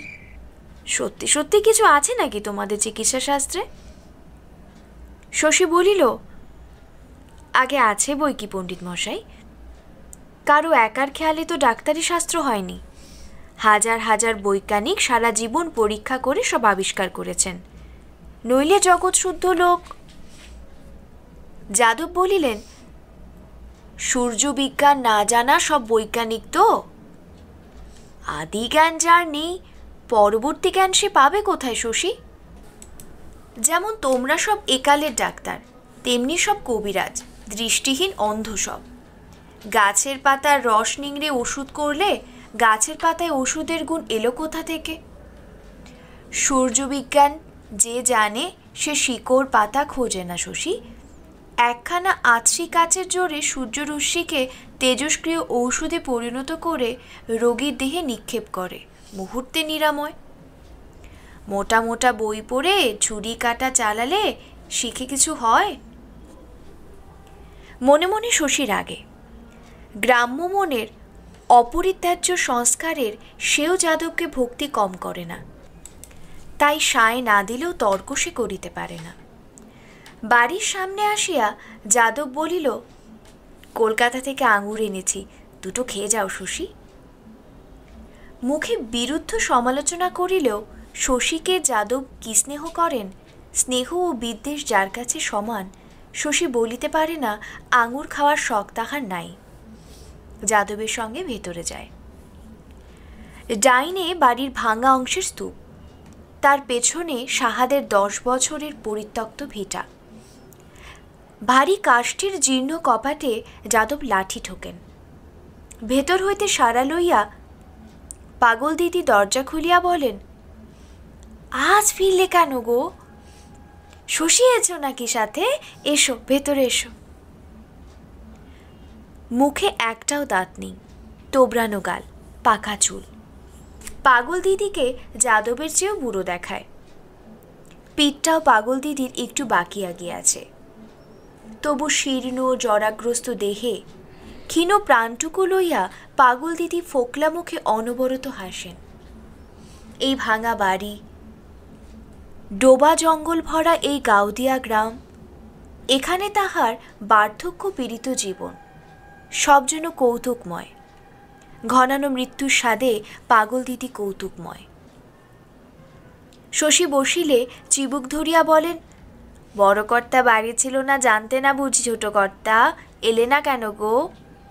ডুরে শাড়িটা পরে চুলটি বেঁধে কোণে বউটি সেজে যে বসেছিলাম তোমার জন্য। আঙুরগুলি যাদব ব্যাগে ভরিয়া আনিয়াছেন। বাহির করিয়া দেখা গেল চাপ লাগিয়া অর্ধেক ফল গলিয়া গিয়াছে। ব্যাগে একটা জামা, দুখানা কাপড়, গামছা এইসব ছিল। আঙুরের রসে সব ভিজিয়া গিয়াছে। যাদব অপ্রতিভ হইয়া হাসেন। পাগল দিদি বলেন, দেখো দাদা বুড়োর বুদ্ধি, ব্যাগে ভরে ফল এনেছেন, কেন গামছাখানা খুলে বেঁধে আনতে পারলে না? পাগল দিদি হাসেন। মুখের চামড়া কুঞ্চিত হইয়া হাজার রেখা সৃষ্টি হইয়া যায়। আঙুর খাইতে খাইতে শশী পাগল দিদির মুখখানা নীরবে দেখিতে থাকে। রেখাগুলোকে তাহার মনে হয় কালির অঙ্কিত চিহ্ন, সাংকেতিক ইতিহাস। কি জীবন ছিল পাগল দিদির যৌবনে! শশী তখন জন্মে নাই। নুজ বিশীর্ণ দেহটি তখন সুঠামো ছিল। মুখের টান করা ত্বকে তখন লাবণ্য ছিল। কেমন ছিল তখন পাগল দিদি? মুখের রেখায় আজ কি তাহা সে পড়িতে পারিবে? গুছানো সংসার পাগল দিদির। উপর করা বাসনগুলো সাজানো, হাঁড়ি কলসির মুখগুলো ঢাকা। আম কাঠের সিন্দুকটার গায়ে ধৌত পরিচ্ছন্নতা, পিলসুজে দীপটির শিখাজ উজ্জ্বল। এখনো ধূপের মৃদু গন্ধ আছে। আর শান্ত, সব এখানে শান্ত। মৃদু মোলায়েম প্রশান্তি ঘরে ব্যাপ্ত হইয়া আছে। এ ঘরের আবহাওয়ায় অমায়িকতা যেন নিঃশ্বাসে গ্রহণ করা যায়। ভাঙা হাটে যে বিষয়ে স্তব্ধতা ঘনাইয়া থাকে, এ তা নয়। এ ঘরে বহু যুগ ধরিয়া যেন মানুষের জ্বালা করা বেদনায় হল্লা প্রবেশ করে নাই। এ ঘরে জীবন লইয়া কেহ যেন কোনো দিকে হইচই করিয়া বাঁচে নাই। আজীবন শুধু ঘুমাইয়া এ ঘরকে কে যেন ঘুম পাড়াইয়া রাখিয়াছে। বড় ভালো লাগে শশীর। সে তো ডাক্তার, আহত রুগ্নর সঙ্গে তার সারাদিন কারবার। দিন ভরিয়া তাহার শুধু মাটি ছোঁয়া বাস্তবতা। শ্রান্ত মনে সন্ধ্যায় জনহীন মন্দিরে বসার মতো বুড়ো বুড়ির এই নীড়ে কি শান্তি বোধ করে। শুধু আজ নয়, এখানে আসিলেই তাহার মন যেন জুড়িয়া যায়। অথচ আশ্চর্য এই ঘরখানার এতটুকু আকর্ষণ বাহিরে সে বোধ করে না। এখানে না আসিলে সে তো বুঝিতে পারে না মনে তাহার জ্বালা বা অসন্তোষ আছে। এখানে আসিয়া যে সন্তাপে তাহার ধীরে ধীরে জুড়াইয়া আসে, এই ঘরের বাহিরে তাহার দিন সপ্তাহ মাসব্যাপী জীবনে এমনভাবে খাপ খাইয়া মিশিয়া থাকে যে সন্তাপ সে টের পায় না।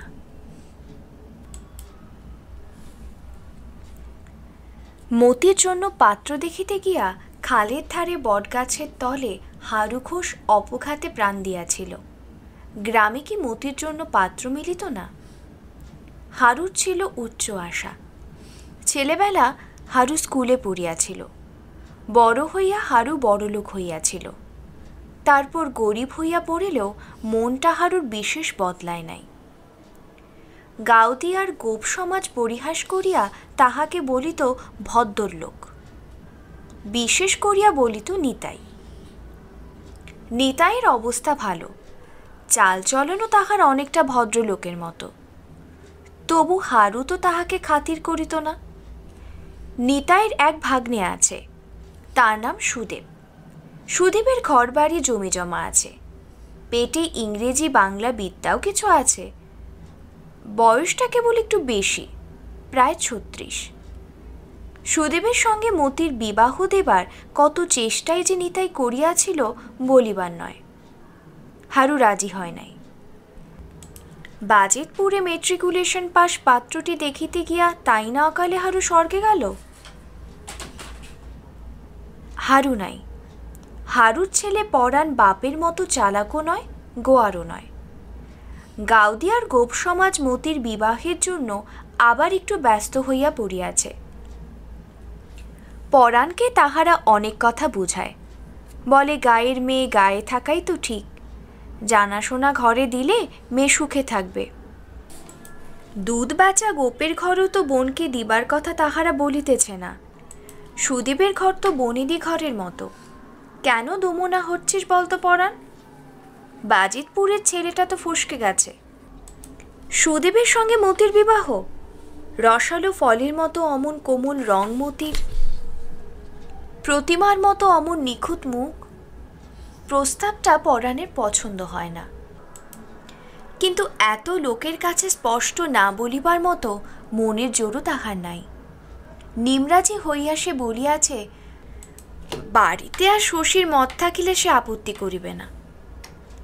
শশীর মতামতের প্রশ্নটা তাহারা পছন্দ করে নাই। নিতাই হাসিয়া বলিয়াছে, ছোটবাবু লোক ভালো, কিন্তু নিজের সমাজে হিতৈষী গণ্যমান্য লোক থাকতে ছোটবাবুকে মুরব্বি ঠাউরালে পরাণ, ঘরের কথায় পরকে ডাকলে। আর আরেকজন বলিয়াছে, ছোটবাবু হরদম আসে যান না বটে। এ কথাটা পছন্দ করে নাই পরাণ। দুপক্ষের অপছন্দ শেষ পর্যন্ত কিসে গিয়া ঠেকিত বলা যায় না, কিন্তু হারুর আকস্মিক মৃত্যুর পর পরাণ বড় দমিয়া গিয়াছিল।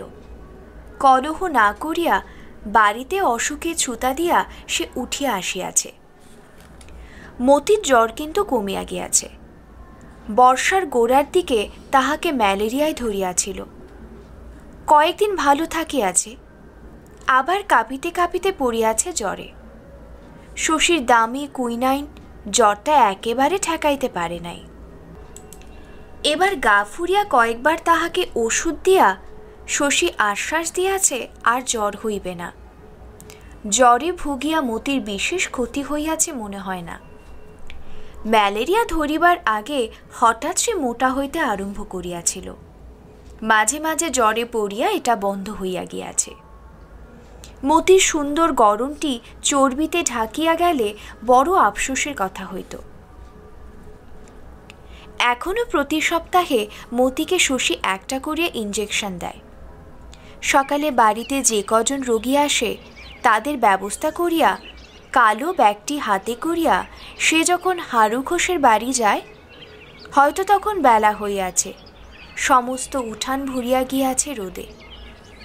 মতির ভীতু শুকনো মুখ দেখিয়া শশী হাসিয়া বলে, এতবার দিলাম, এখনো তোর ভয় গেল না মতি? কোন হাতে নিবি আজ?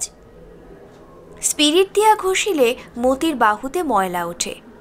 শশী বলে, বড় নোংরা তুই মতি, গায়ে সাবান দিতে পারিস না? ইঞ্জেকশন দিয়া শশী দাওয়ায় বসে। পরাণ বলে, একটা পরামর্শ আছে ছোটবাবু।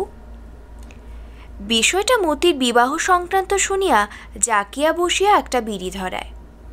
ছেলের ইশারায় মোক্ষদা সরিয়া আসে কাছে। বুচিও আসিয়া ছেলে কোলে কাছে দাঁড়ায়। কুসুমকে দেখিতে না পাইয়া শশী মনে মনে আশ্চর্য হয়। পুবের ভিটার ঘরখানার ছায়াঘরের মধ্যে সংকুচিত হইয়া গিয়াছে। পরাণের কথা শুনিতে শুনিতে প্রতি মুহূর্তে শশী আশা করে পুবের ওই ঘরের ভিতর হইতে হয়তো দুচোখ গাঢ় স্তিমিত ছায়া সঞ্চয় করিয়া কুসুম হঠাৎ বাহির হইয়া আসিবে। পরমাত্মীয়াদের এই সভার এক প্রান্তে দাঁড়াইয়া থাকিবে পরের মতো। তার সারা পাইয়া কুসুম যে কলসিটা তুলিয়া ঘাটে চলিয়া গিয়াছিল, শশী তাহা কেমন করিয়া জানিবে? পরাণের বক্তব্য শেষ হইয়া আসিলে কুসুম ভিজা কাপড়ে উঠানের রোদে পায়ে দাগ আঁকিয়া পুবের ঘরের ছায়ার মধ্যে ডুবিয়া যায়। রান্নাঘরের পোড়া ডালের গন্ধে চারিদিক ভরিয়া যাওয়ার পর ঘর হইতে সে আর বাহির হয় না। মোক্ষদার রূঢ় বাক্যস্রোতে তারপর কিছুক্ষণের জন্য মতির বিবাহের সমস্যা ভাসিয়া যায়। রান্নাঘরের খোলা দরজা দিয়া অপরাধী ডালের হাড়িটা উঠানে আসিয়া আছড়িয়া পড়িতে আছড়ে আবার এ প্রসঙ্গ উঠিবে সে সম্ভাবনা থাকে না। শশী ভাবে, সকলের কাছে কত বকাবকিটাই বউটা না জানি শুনিবে। মোক্ষদা, বুচি, মতি সকলেই হৈ হৈ করে। ও ঘর হইতে মুমূর্ষু পিসি চেঁচায়, কি হলো রে বুচি, কি হলো রে মতি? চুপ করিয়া থাকে শশী। সকলকে চুপ করাইতে গিয়া পরাণ হল্লা আরো বাড়ায়। কিন্তু কি নির্বিকার কুসুম! রাগের মাথায় ডালের হাড়িটা যে উঠানে ছুড়িয়া দিয়াছে, সে হাসি মুখে বাহিরে আসে, দাঁড়ায় শশীর সামনে, বলে, জ্বর এলো নাকি? দেখুন দেখি ছোটবাবু। শশী নাড়ি ধরিয়া বলে, জ্বর আসেনি বউ, মাথা ধরেছে যে। কতক্ষণ ধরে জলে ডুবিয়েছ তুমিই জানো, মাথার দোষ কি? কুসুম মাথা নাড়িয়া বলে, আমার ঠিকই জ্বর আসছে, আমি গিয়ে শুলাম। জালো মতি, আজ তুই রাঁধবি যা।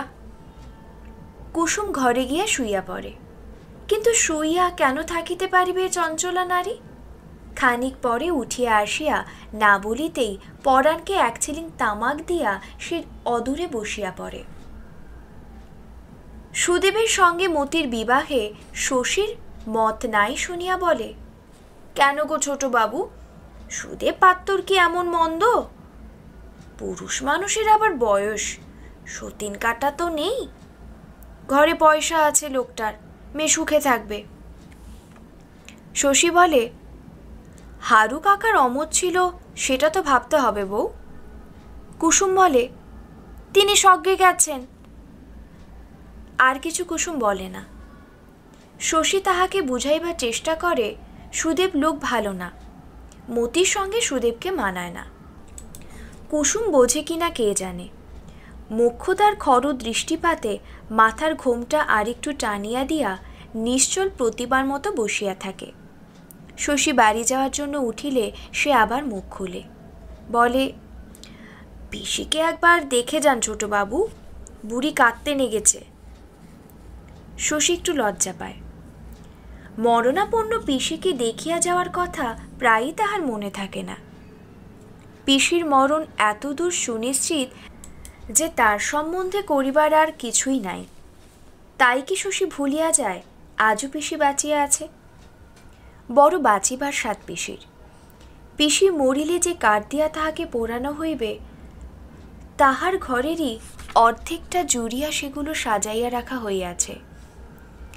মাথার দিকে ঘরের কোণে দাঁড় করানো পাটকাঠির বোঝা হইতে পিসি এখনো পাটের গন্ধ পায়। একাটি পাট ধরাইয়া পিসির মুখাগ্নি করিবে পরাণ। মাথার চুল পিসির অর্ধেক ঝরিয়া গিয়াছে। দেহের লাল চামড়ার তলে মাংস আছে কিনা বোঝা যায় না। পিসি তবু বাঁচিবেই। চুপি চুপি সে শশীকে বলে, ও বাবা শশী, বই দেখে ওষুধ দাও তো বাবা, দামি ওষুধ দিও। দামের জন্য ভেবো না বাবা, সেরে উঠি, ওষুধের দাম তোমার আমি নিজেই মেটাবো। বলে, আমার যা কিছু আছে সব তোমাকে দিয়ে যাব, তুমি ভালো করে আমার চিকিৎসা করো। তবু শশী প্রায় ভুলিয়া যায় পিসি বাঁচিয়ে আছে।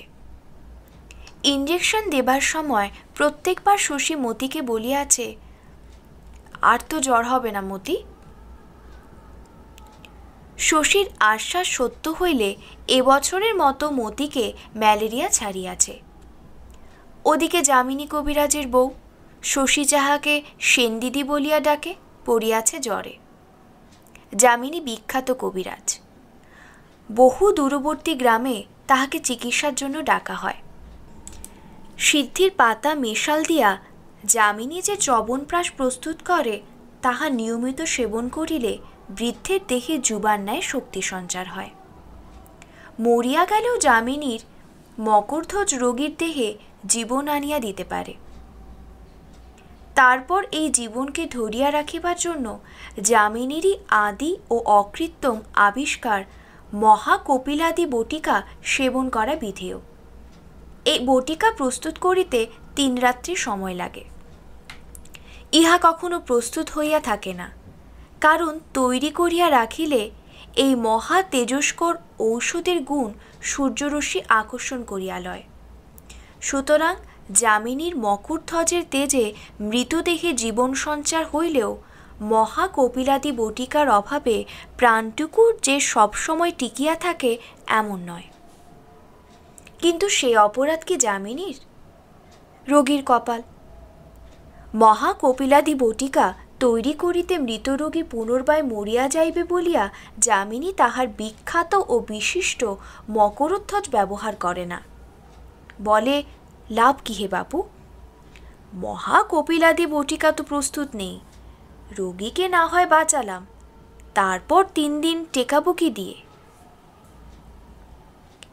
মৃতকে যামিনীর এক লহমায় জীবনদান কেহ কখনো দেখে নাই, তবু লোকে বিশ্বাস করে, 1 2 নয়, অনেকে। যামিনী কবিরাজের বউ কিন্তু কখনো স্বামীর ওষুধ খায় না। অসুখ হইলেও এতকাল সে বিনা চিকিৎসাতেই ভালো হইয়াছে। এবারে জ্বরে পড়িয়া শশীকে ডাকিয়া পাঠাইল। গোপাল তখন বাড়িতে ছিল। শশীর হইয়া সে বলিয়া দিল, বলগে যাচ্ছে। তারপর শশীকে যাইতে নিষেধ করিয়া দিল। শশী বলিল, কেন যাব না কেন? গোপাল বলিল, কবে তোমার বুদ্ধি পাকবে? ভেবে পাই না শশী। শশীও তাহা ভাবিয়া পায় না, সে চুপ করিয়া রহিল। তারপর গোপাল বলিল, যামিনী খুড়ো অত বড় কোপরেজ, সে থাকতে ডেকে পাঠানোর মানেটা বোঝো? শশী বলিল, আগে না, যুবতী স্ত্রীলোক, নানা ধরনের কুৎসাও শুনতে পাই। গোপালের মুখে এই কথা? লজ্জায় শশী সচকিত হইয়া গেল। মৃদুস্বরে সে বলিল, এসব আপনার বানানো কথা বাবা। গোপাল রাগ করিল না, বলিল, তোমায় যে কি হইয়াছে আজকাল বুঝিতে পারি না শশী। তোমার ভালোর জন্য একটা কথা কইলে তুমি আজকাল তর্ক জুড়িয়া দাও। সংসারে মানুষকে ভেবে চিনতে কত সাবধানে চলতে হয় সে জ্ঞান তোমার কবে জন্মাবে? এই তোমার উঠতি পসারের সময়, এখনই একটা বদনাম রটে গেলে এও কি তোমার বলে দিতে হবে? তুমি চিকিৎসার ভার নিলে বলা বলি করবে না লোকে, যামিনী কবরেজ থাকতে তুমি ছেলে মানুষ, তোমার কেন এত মাথা ব্যথা? সবার বাড়িতে মেয়ে ছেলে থাকে, এরপর কে আর ডাকবে তোমায়? শশীর রাগ হইয়াছিল, কিন্তু শৈশব ও কৈশোরের এই জমটিকে ভয় করা তাহার সংস্কারে দাঁড়াইয়া গিয়াছে। গোপালের তীক্ষ্ণ ও অপলক দৃষ্টিপাতে সে চোখ নামাইয়া লইল। গোপাল আবার বলিল, যামিনী খুড়ার ইচ্ছাও নয় তুমি ওদের বাড়ি যাও। শশীর নীরবতায় গোপাল খুশি হইল। বয়স্ক উপযুক্ত সন্তানকে বশ করা জগতে এত বড় জয় বোধহয় আর নাই। আজকাল নানা ছোট বড় ব্যাপারে শশীর সঙ্গে গোপালের সংঘর্ষ বাঁধিয়াছিল। কলহ বিবাদ নয়, তর্ক ও মতান্তর, আদেশ ও অবাধ্যতার বিরোধ। আজ তবে শশী বুঝিতে পারিয়াছে সাংসারিক বুদ্ধিতে বাপের চেয়ে সে ঢের বেশি কাঁচা। গোপাল এখনও তাহাদের পরিচালনা করিতে পারে। গোপাল আরও অনেক কথা বলিল, শশী নীরবে শুনিয়া গেল। শেষে তাহার কঠিন মুখের ভাব দেখিয়া আর কিছু বলা ভালো না মনে করিয়া গোপাল থামিল। খাওয়া দাওয়ার পর শশী গেল যামিনী কবিরাজের বাড়ি। শশীকে দেখিয়া যামিনী কবিরাজ খুশি হইল না। সদর বাড়িতে সে তখন মুখে মুখে 2 ছাত্রকে ঔষধের প্রস্তুত প্রণালী শিখাইতেছিল। পার্শ্বের চালাটায় বুদ্ধিসিদ্ধ হইতেছিল পাচন, গন্ধে চারিদিক ভরিয়া গিয়াছে। শশীকে দেখিয়া যামিনী চশমা খুলিয়া বলিল, কি মনে করে শশী? বসো। শশী বলিল, সেনদিদির অসুখ শুনিলাম ঠাকুরদা, একবার দেখা করে যাই। অসুখ? যামিনী হাসে। কার কাছে শুনলে? জ্বর বুঝি হয়েছিল একটু কাল। না রে কুঞ্জ, আজ অসুখ কোথা? তবে বুঝি কোনো কাজে ডেকেছেন বলিয়া শশী ভেতরে গেল। সেনদিদি শুইয়াছিল, আচ্ছন্ন অসুস্থ মৃতকল্প সেনদিদি। গায়ের উজ্জ্বল রং লাল হইয়া হাতের অনন্তের রঙের সঙ্গে মিশিয়া গিয়াছে। সারা গায়ে আরও সব অস্পষ্ট চিহ্ন। শশী যা চেনে। শশীর মুখ শুকাইয়া গেল। শরতের গোড়ায় এ রোগ সেনদিদি পাইল কোথায়? গাউদিয়া গ্রামে, কলিকাতা শহরে, দেশে বিদেশে কোথাও শশী যার মতো রূপসী দেখে নাই। শুধু রূপের জন্যই হয়তো এ মিথ্যা কলঙ্ক কিনিয়াছে। এ কি রোগ ধরিয়াছে তাহাকে? শশীর ডাক শুনিয়া যামিনী কবিরাজের বউ চোখ মিলিয়া তাকাইয়া কাঁদিতে কাঁদিতে বলিল, তুমি এতদিনে এসেছ শশী? আমি যে মরিতে বসিয়াছি শশী। কি অসুখ করেছে কিছু জানি না, জ্বরে অচৈতন্য হয়ে থাকি, গায়ের ব্যথা সইতে পারি না। আমি খবর পাইনি সেনদিদি, কাকে দিয়ে খবর পাঠাবো? কেউ কি আসে আমার কাছে? সেনদিদি চোখ মেলিতে পারে না, চোখের কোণ দিয়া জল গড়াইয়া পড়ে। শশী বিছানায় বসে, সেনদিদির গায়ের তাপ পরীক্ষা করে। কি করিবে ভাবিয়া পায় না। যামিনী অসুখের কথা গোপন করিবার চেষ্টা করিয়াছিল। এ পর্যন্ত চিকিৎসারও হয়তো কোনো ব্যবস্থা হয় নাই। আজকাল তাহার কি হইয়াছিল? সেনদিদির খবর লইত না কেন?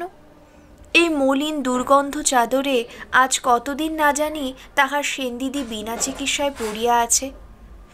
এতটুকু সেবা করিবারও কেহ থাকে নাই। শশী কিছু বুঝিতে পারে না। যে রূপের জন্য পৃথিবীর লোক উন্মাদ, স্ত্রীর যে সৌন্দর্য মানুষ তপস্যা করিয়া পায় না, যামিনী তাই পাইয়াছে। বুড়ো বয়সে সে তো স্ত্রীর দাস হইয়া থাকিবে। কি জন্য তাহারই বিকৃত নিষ্ঠুর অবহেলা? কে জানে, হয়তো সীতা আর হেলেন আর ক্লিওপাট্রার মতো যার অসাধারণ রূপ থাকে, তাকে ঘিরিয়া খাপছাড়া কাণ্ডই ঘটিতে থাকে জগতে। খানিক পরে যামিনী ঘরে আসিল। মুখ ভার করিয়া বলিল, এখনো তুমি বসে আছো শশী? আমি ভাবলাম তুমি বুঝি চলে গেছ। শশী বলিল, ঠাকুরদা বাইরে আসুন একবার। বাইরে গিয়া বলিল, সেনদিদির অসুখ কি আপনি ধরিতে পারেননি ঠাকুরদা? যামিনী কবিরাজ বলিল, হাসির কথা বলিলে বটে শশী, 40 বছর কবিরাজি করছি, 3টি জেলায় যামিনী কবিরাজের নাম জানে না এমন লোক নেই। আমায় তুমি সুধাও রোগ ধরতে পারিনি? এক নজর তাকালে রোগ নির্ণয় হয়। ওর হয়েছে ম্যালেরিয়া। ম্যালেরিয়া নয় ঠাকুরদা, বসন্ত, শশী বলিল। হ্যাঁ বসন্ত, শরৎকালে বসন্ত, বলিল যামিনী কবিরাজ। বলিল বটে, যামিনীর মুখে কালি পড়িয়াছে কিসের?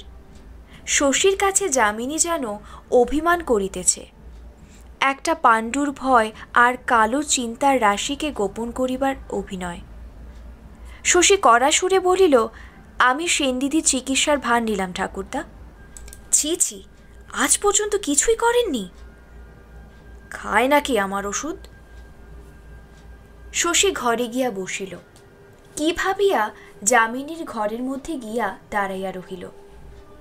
শশী দারুণ বিপন্ন বোধ করিতেছিল আর বিষণ্ণতা। কয়েকদিন আগে সাতগাঁয়ে সেই বসন্তের রোগী দেখিতে গিয়াছিল, তাহাকে শশী বাঁচাইতে পারে নাই, বাঁচাইবার চেষ্টাও সে করিতে পারে নাই।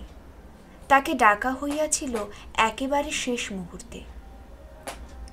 শেষ পর্যন্ত রোগীর চিকিৎসা করিয়াছিল সাতগাঁর কবিরাজ যামিনীর পূর্বতন ছাত্র ভূপতিচরণ।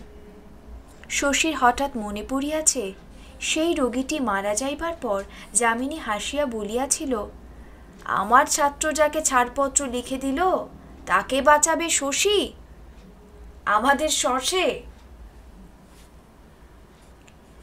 শশী প্রাণ দিয়া সেনদিদির চিকিৎসা ও সেবা আরম্ভ করিল। অন্য রোগীরা তাহাকে ডাকিয়া পায় না। বাড়িতে কারো জ্বর জ্বলা হইলে চোখের পলকে পরীক্ষা শেষ করিয়া সে ওষুধ দেয়, না বলিলে আর খবর নেয় না। বন্ধু বান্ধব আত্মীয় স্বজন সকলকে সে অবহেলা করে, যায় না হারু ঘোষের বাড়ি বিনা কাজে অথবা মতিকে ইঞ্জেকশন দিতে। কুসুম ভাবিল শশী বুঝি রাগ করিয়াছে। তালবনের তালপুকুরে পদ্ম তুলিতে গিয়া মতি আশা করিতে লাগিল, ছোটবাবু আজ নিশ্চয়ই আসবে, ছোটবাবুকে এক ডালা পদ্ম দেব। কিন্তু কুসুমের মনে শশীর উপর রাগ কমিল না। মতির পদ্ম ফুলের বিচি দিয়া রাধা হইল তরকারি। শুধু সেনদিদির ব্যবস্থা করিতে হইলে শশী হয়তো চারিদিকে তাকানোর সময় পাইত। চিকিৎসা আরম্ভ করিয়া এ বাড়িতে গোপালের এবং এ বাড়িতে যামিনীর উপদেশ, সমালোচনা ও বাধাদানের বহরে সে বিপন্ন বিব্রত হইয়া রহিল। ব্যাপারটা সে ভালো বুঝিতে পারে না। সময়ে সময়ে তাহার মনে হয় তাহার চিকিৎসায় ওদের শ্রদ্ধা নাই। এ কথাটা এমনইভাবে প্রকারান্তরে তাহাকে জানাইয়া দেওয়া হইতেছে, কিন্তু চিকিৎসার আর কোনো ব্যবস্থাই তো নাই। ভালো হোক মন্দ হোক, তার চিকিৎসাকে ছাটিয়া ফেলার মধ্যে যুক্তি আছে কোনোখানে? আমার ওষুধ খায় না বলিয়া যামিনী নিজে চিকিৎসা করিতে রাজি নয়। ওরা মারিয়া ফেলিতে চায় নাকি সেনদিদিকে? তাই বা কেন চাহিবে? তাছাড়া যামিনীর এই লজ্জাকর পাগলামিতে গোপাল এভাবে সাহায্য করিতেছে কেন? তার স্বার্থ কি? ব্যাপার যত রহস্যময়ী হোক, শশী একা সেনদিদির 3টি জমের সঙ্গে লড়াই করিতে লাগিল। যামিনীকে সে জিজ্ঞাসা করে, বড় গোল শিশির ওষুধ কি হলো ঠাকুরদা? যামিনী বলে, 3 দাগ ছিল না, খাইয়ে দিয়েছি। কি যে সব ওষুধ তোমার শশী, সব ওষুধ হয় মদ নয় সিরাপের গন্ধ। শশী সভয়ে বলে, খাইয়ে দিয়েছেন? গোল শিশির ওষুধটা খাইয়ে দিয়েছেন? তা দিলাম বই কি, ছটফট করছিল দেখে ভাবলাম তোমার রোগী তোমার ওষুধ দিয়েই খাইয়ে।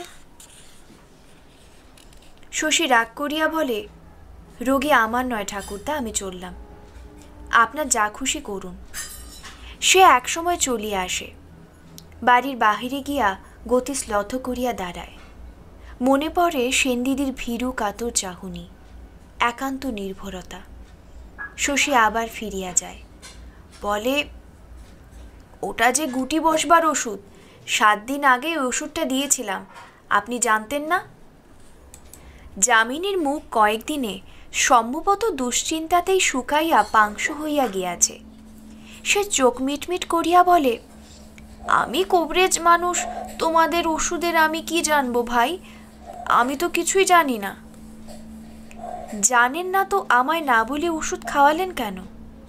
আপনি মারবেন ঠাকুরদা সেন দিদিকে? গুটি পাকছে, এখন আপনি খাইয়ে দিলেন গুটি বসানোর ওষুধ।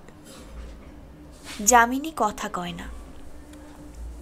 শশী একটু নরম হইয়া বলে, বড় অন্যায় করেছেন ঠাকুরদা, আর যেন এমন করবেন না কখনো। যামিনী বলে, আমার একটা ওষুধ খাইয়ে দেবে শশী, তাড়াতাড়ি যাতে গুটি পাকে। শশী তৎক্ষণাৎ সন্দিগ্ধ হইয়া বলে, খাইয়েছেন নাকি আপনার ওষুধ? না, আমার ওষুধ খায় না। তার মানে চেষ্টা করেছিলেন খাওয়াবার? উদ্ভ্রান্ত যামিনী এবার খেপিয়া যায়। যদি করে থাকি? হ্যাঁ শশী, যদি করেই থাকি। তোমার ওসব মদ আর সিরাপের আমি বিশ্বাস করি না বাপু।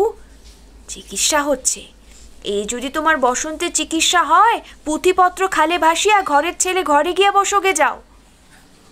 বলিতে বলিতেই যামিনী সাহস হারায়, শুধু মরিয়ার মতো বলে, তুমি আর এসো না। মাথা শশীও ঠিক রাখিতে পারে না। গোড়া থেকেই এমনি যেসব কাণ্ড করেছেন ঠাকুরদা, পুলিশ ডাকলে আপনার 10 বছর জেল হয়। যামিনী বিবর্ণ মুখে বলে, কি করলাম আমি? চিকিৎসা হচ্ছে তোমার, আমি তো একটা বড়িও খাওয়াইনি আমার। শশী আর কথা কাটাকাটি করে না। এ পাগলের সঙ্গে ঝগড়া করিয়া কি লাভ? এই কি কলহের সময় ঠাকুরদা?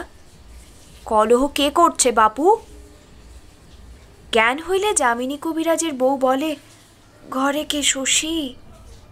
কার সঙ্গে কথা কইছ? চোখে সে দেখিতে পায় না, চোখ দুটি বন্ধ হইয়া গিয়াছে। যামিনী ঘরে আসিয়াছে শুনিয়া উতলা হইয়া ওঠে। ওকে যেতে বলো শশী, যেতে বলো ওকে, আমাকেও বিষ খাইয়ে মারবে। যাও না তুমি, ও ঘর থেকে চলে যাও না। যামিনী চলিয়া গেলে বলে, বাঁচবো তো শশী? বাঁচবে বই কি। সেন দিদি খুশি হয়, খানিকক্ষণ চুপ করিয়া পড়িয়া থাকে। শশী কি জানে না, কি অসহ্য তাহার যাতনা। সেন দিদির সহ্য শক্তি দেখিয়া বিস্ময় হয় মনে মনে। নালিশ নাই, কাতরানি নাই, মাঝে মাঝে শুধু জিজ্ঞেস করে বাঁচব কিনা। সেন দিদি বলে, এত ঘাটাঘাটি করছো, তোমার তো ভয় নেই বাবা? কিসের ভয়? 6 মাস আগে টিকা নিয়েছি। তখন সেন দিদি বলে, ধরতে গেলে তুমি তো আমার ছেলে, পেটের ছেলের চেয়ে তোমাকে অনেক বেশি ভালোবাসি শশী। কথাটা শশীকে বিচলিত করিয়া দেয়। সেন দিদি যে তাকে ভালোবাসে সে তা জানে 12 বছর বয়স হইতে। কথাটা বলিবার ভঙ্গি তাহাকে অভিভূত করিয়া রাখে। কেমন একটা বালকত্বের অনুভূতি হয় এক অসুস্থা গ্রাম্য নারীর আবেগপূর্ণ কথায়। পেটের ছেলের চেয়ে ভালোবাসা, এ কথার অর্থ কি? সেন দিদির তো ছেলে মেয়ে হয় নাই, তাহলে? একদিন সেন দিদির শিওরে সারা রাত জাগিয়া ভোরবেলা বাড়ি ফিরিবার সময় বাড়ির সামনে শিউলি গাছটার তলায় মতিকে শশী ফুল কুড়াইতে দেখিল। শশী যায় না বলিয়া মতি বুঝি ব্যাপার বুঝিতে আসিয়াছে। শিউলি গাছটা ঝাঁকিয়া ফুল ঝরাইয়া দিয়া শশী জিজ্ঞাসা করিল, তুই কবে টিকে নিয়েছিলি রে মতি? টিকে নেইনি তো। কেন, টিকে নিতে কি হয়েছিল? দাঁড়া, আজ তোদের বাড়ি শুধু সকলকে টিকে দিয়ে আসবো। পাড়ায় বসন্ত হয়েছে, খবর রাখিস? মতি অবিশ্বাসের হাসি হাসিয়া বলিল, টিকে নিলে কি হবে? মাসে তোলার কৃপা হবার হলে তো হবেই ছোটবাবু, তোর মাথা হবে। শিশিরে এক পশলা বৃষ্টির মতো চারিদিক ভিজিয়ে আছে। মতির বিবর্ণপার শাড়ি আধভেজা কাপড়ের মতো কোমল দেখাইতেছিল। শশীর মনে হয় শাড়ির নমনীয় স্পর্শে মতি ভারী আরাম পাইতেছে।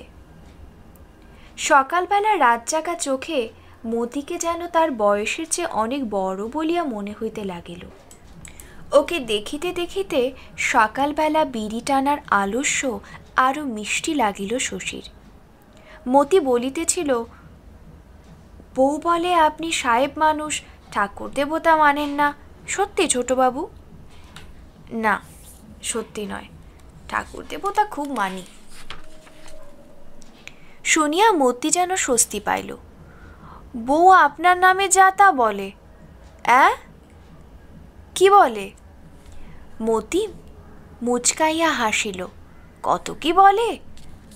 শশী হাসিয়া বলিল, তুইও তো বলিস মতি, পরাণের বউ হয়তো তোর কাছ থেকেই বলতে শিখবে। মতির মুখ শুকাইয়া গেল। আমি আপনার নামে বলি?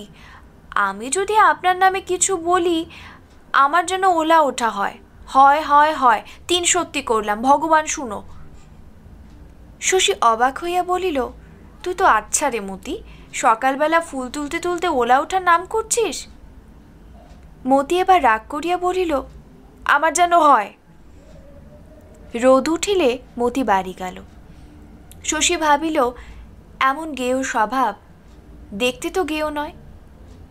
আর মতি ভাবিল, শেষের দিকে ছোটবাবু আমাকে কি করে দেখছিল, আমাকে দেখতে দেখতে কি ভাবছিল ছোটবাবু। হারু ঘোষের বাড়ির সামনে বেগুন গাছগুলি এখন খুব সতেজ। কয়েকটি গাছে কচি কচি বেগুনও ধরিয়াছে। বড় ঘরের পাশ দিয়া পেছনের মাঠে তাকাইলে অনেক দূরে কুয়াশা দেখা যায়। দূরত্বই যেন ধোঁয়াটে হইয়া আছে, কুয়াশা মিছে। মতি তৃপ্তি বোধ করে। সকালবেলার সোনালি রোদে তাহার চোখের সীমানায় গ্রামখানি দেখিতে অপূর্ব হইয়া উঠিয়াছে। প্রকৃতিকে, তাদের এই গ্রামের প্রকৃতিকে মতি এত বেশি করিয়া চেনে যে আকাশের রামধনু ছাড়া তাহার চোখ, তাহার মন কোথাও রং খুঁজিয়া পায় না। নাকের সামনে কচি কিশলয়ের মৃদু হিন্দোল যেন কাঁচা মনকে দোলা দেয়। কে জানে, মতির মনকে দেয় না। সর্বাঙ্গে শুভ্রতায় তালগাছের রহস্যময় ছায়া মাখিয়া তালপুকুরের গভীর কালো জলে হাঁস সাঁতার দেয়। তাহার গায়ে ঠেকিয়া লাল ও সাদা শাপলাগুলো জলে ডুবিয়া ভাসিয়া ওঠে। চারিদিকের তীর ভরিয়া কলমি শাকের ফুলগুলি বাতাসে যেন কেমন করিতে থাকে। আকাশে ভাসে উজ্জ্বল সাদা মেঘ আর বন্য কপোতের ঝাঁক। শালিক পাখি উড়িবার সময় হঠাৎ শীষ দেয়। অল্প দূরে কাতৌরা পাখির পাঠশালা বসে। বাতাসে থাকে কত ফুল, কত মাটি, কত ডোবার মেশানো গন্ধ। মতি কিছু দেখে না, কিছু শোনে না, কিছু শোকে না। তালপুকুরের নির্জনতাকে সে শুধু ভোগ করে গায়ে জড়ানো আঁচলটি কোমরে বাঁধিয়া। গা উদলা করিয়া দেওয়াতেও যে কেহ তাহাকে দেখিতে পাইতেছে না, ইহাতে মতির ভারী মজা লাগে। সংসারের কাজ না করিলে কুসুম তাহাকে বকে। তালপুকুরের ধারে কাজ ফাঁকি দেওয়া আলস্যটুকু মতি ভোগ করে ভবিষ্যতে চিন্তা করিতে করিতে। সুদীপকে মনে মনে মরিবার আশীর্বাদ করিয়া আরম্ভ না করিলে ভবিষ্যতের ভাবনাটা তাহার যেন ভালো খোলে না। মতির ভারী ইচ্ছা বড়লোকের বাড়িতে শশীর মতো বরের সঙ্গে তার বিবাহ হয়। কাজ নাই, বকুনি নাই, কলহ নাই, নোংরামি নাই। বাড়ির সকলে সর্বদা পরিষ্কার পরিচ্ছন্ন থাকে, মিষ্টি মিষ্টি কথা বলে, হাসে, তাস পাশা খেলে, কলের গান বাজায়, আর বাড়ির বউকে খালি আদর করে। চিবুক ধরিয়া তাহার লজ্জিত মুখখানি তুলিয়া বলে, লক্ষ্মী বউ, সোনা বউ। এমন না হলে বউ? বলে, বাড়ি আলো হলো। স্বপ্ন মতির অফুরন্ত। মস্ত একটি ঘরের এক কোণে সে বসিয়া আছে। সর্বাঙ্গে তাহার ঝলমলে গহনা, পরনে ঝকঝকে শাড়ি। ঘোমটার মধ্যে চন্দন চর্চিত মতির মুখখানি কি রাঙা লজ্জায়। আনন্দে সে ছোট ছোট নিঃশ্বাস ফেলিতেছে আর শুনিতেছে ঘরের বাহিরে বড়লোকের বাড়ির প্রকাণ্ড সংসারের কলরব। শশীর বোনের মতো পাড়ার কে যেন একটি মেয়ে মতির সঙ্গে ভাব করিয়া গেল। যামিনী কবিরাজের বউয়ের মতো সুন্দরী একটি মহিলা মতির বোধহয় সে ননদী হইবে। পানের বাটা সামনে দিয়া বলিল, পান সাজো বউ, ও সোনা বউ, পান সাজো। তারপর কে বলিল, বৌমাকে খেতে দে। যেই বলুক, তালপুকুরের ধারে প্রকৃতির মহোৎসব হইতে বাড়ি ফেরার সময় মতির আবার তীব্রভাবে ইচ্ছা করে সুদেব ব্যাটা মরিয়া যাক। কুসুমের সঙ্গে আজকাল প্রায়ই ঝগড়া বাঁধে মতির। সকলের অগোচরে মতিকে কুসুম শশীর কথা তুলিয়া অন্যায় পরিহাস করিতে আরম্ভ করিয়াছে। বলে, শরীর খারাপ লাগছে মতি, তাই চুপ করে বসে রয়েছিস? আহা সাত, ছোটবাবুকে ডাকবো, পরীক্ষা করে ওষুধ দেবে। মতি বলে, কেন লাগতে এলি বউ, তোর আমি কি করেছি? কুসুম বলে, চোখ ছলছল করছে, দেখলে ছোটবাবুর বুক ফেটে যাবে। মতি বলে, জমের অরুচি, মর তুই মর। কুসুম তবু বলে, জানিস লো মতি, রাতে তোর কথা ভেবে ছোটবাবুর ঘুম হয় না, বসে বসে মালা জপে, মতি মতি মতি। সুদীপের সঙ্গে তোর নিকে হয়ে গেলে ছোটবাবু তালপুকুরে ডুবে আত্মহত্যা করবে। তুই তালপুকুরে ডুবে মর, মরে শাকচুন্নি হয়ে যা। মতি স্থান ত্যাগ করিতে যায়। কুসুমের সঙ্গে সে কথায় পারিবে কেন? কুসুম তাহাকে রেহাই দেয় না। খপ করিয়া মতির হাতটা সে ধরিয়া ফেলে। মুখের কাছে মুখ লইয়া অপলক চোখের তারা স্থির রাখিয়া কথাগুলোকে দাঁতে কাটিয়া বলে, লজ্জা নেই তোর? এত বড় ধেরে মেয়ে তুই, লজ্জা নেই তোর? পেটে ভাত ঝোটে না, গয়লার মুখ্য মেয়ে তুই, ছোটবাবুর তুলনায় তুই ছোট লোক ছাড়া কি? এত তোর পাকামি কিসের? অমনি করিস বলি তো বিরক্ত হয়ে ছোটবাবু আর আসে না। তারপর মতি কুসুমের হাত দেয় কামড়াইয়া। তাহাকে ছাড়িয়া দিয়া দংশিত হাতখানা ঘুরাইয়া ফিরিয়া কুসুম দাঁতে দাগগুলি ভালো করিয়া দেখে। কামড়ালি আমাকে, তুই কামড়ালি, দাঁড়া, তোর আমি কি করি দেখ। কি করিবে? কুসুম তাহার কি করিবে? বুক দুরু দুরু করে মতির। ছোটবাবুকে যদি বলিয়া দেয়? মতির মনে হয় সে কুসুমের হাত কামড়াইয়া দিয়াছে শুনিলে ছোটবাবু ভয়ানক রাগ করিবে। খানিক পরে সে কুসুমের আশেপাশে ঘোরাফেরা আরম্ভ করিয়া দেয়। একসময় সাহস করিয়া বলে, লেগেছে বউ, দেখি। কুসুমের ক্ষমা নাই। সে ভ্যাঙাইয়া বলে, লেগেছে বউ, কামড়ে দিয়ে ন্যাকামি করতে এলেন। মতি দাওয়ায় আসিয়া খুঁটি ধরিয়া দাঁড়ায়। ভাবে, বউ কি ভীষণ মেয়ে, ও ঠিক বলে দেবে। পিসির ঘরে খোলা দরজা দিয়া পিসিকে দেখা যায়। পিসির আজকাল কথা বন্ধ হইয়া গিয়াছে। কথা বলিতে গেলে গলায় ফ্যাঁসফ্যাঁসে আওয়াজ হয় মাত্র, কিছুই সে বলিতে পারে না। মতিকে দেখিয়া সে হাতের ইশারায় তাহার কাছে ডাকে। মাথা উঁচু করিয়া বারবার ব্যাকুলভাবে মুখের ফাঁকে আঙুল ঢুকাইয়া পিপাসা জানায়। দেখিতে পাইয়াও মতি কিন্তু অনেকক্ষণ নড়ে না। বলে, যাই গো যাই, এত ব্যস্ত কেন? মোক্ষদা জিজ্ঞাসা করে, কে ডাকেলো মতি? পিসি, জল খাবে।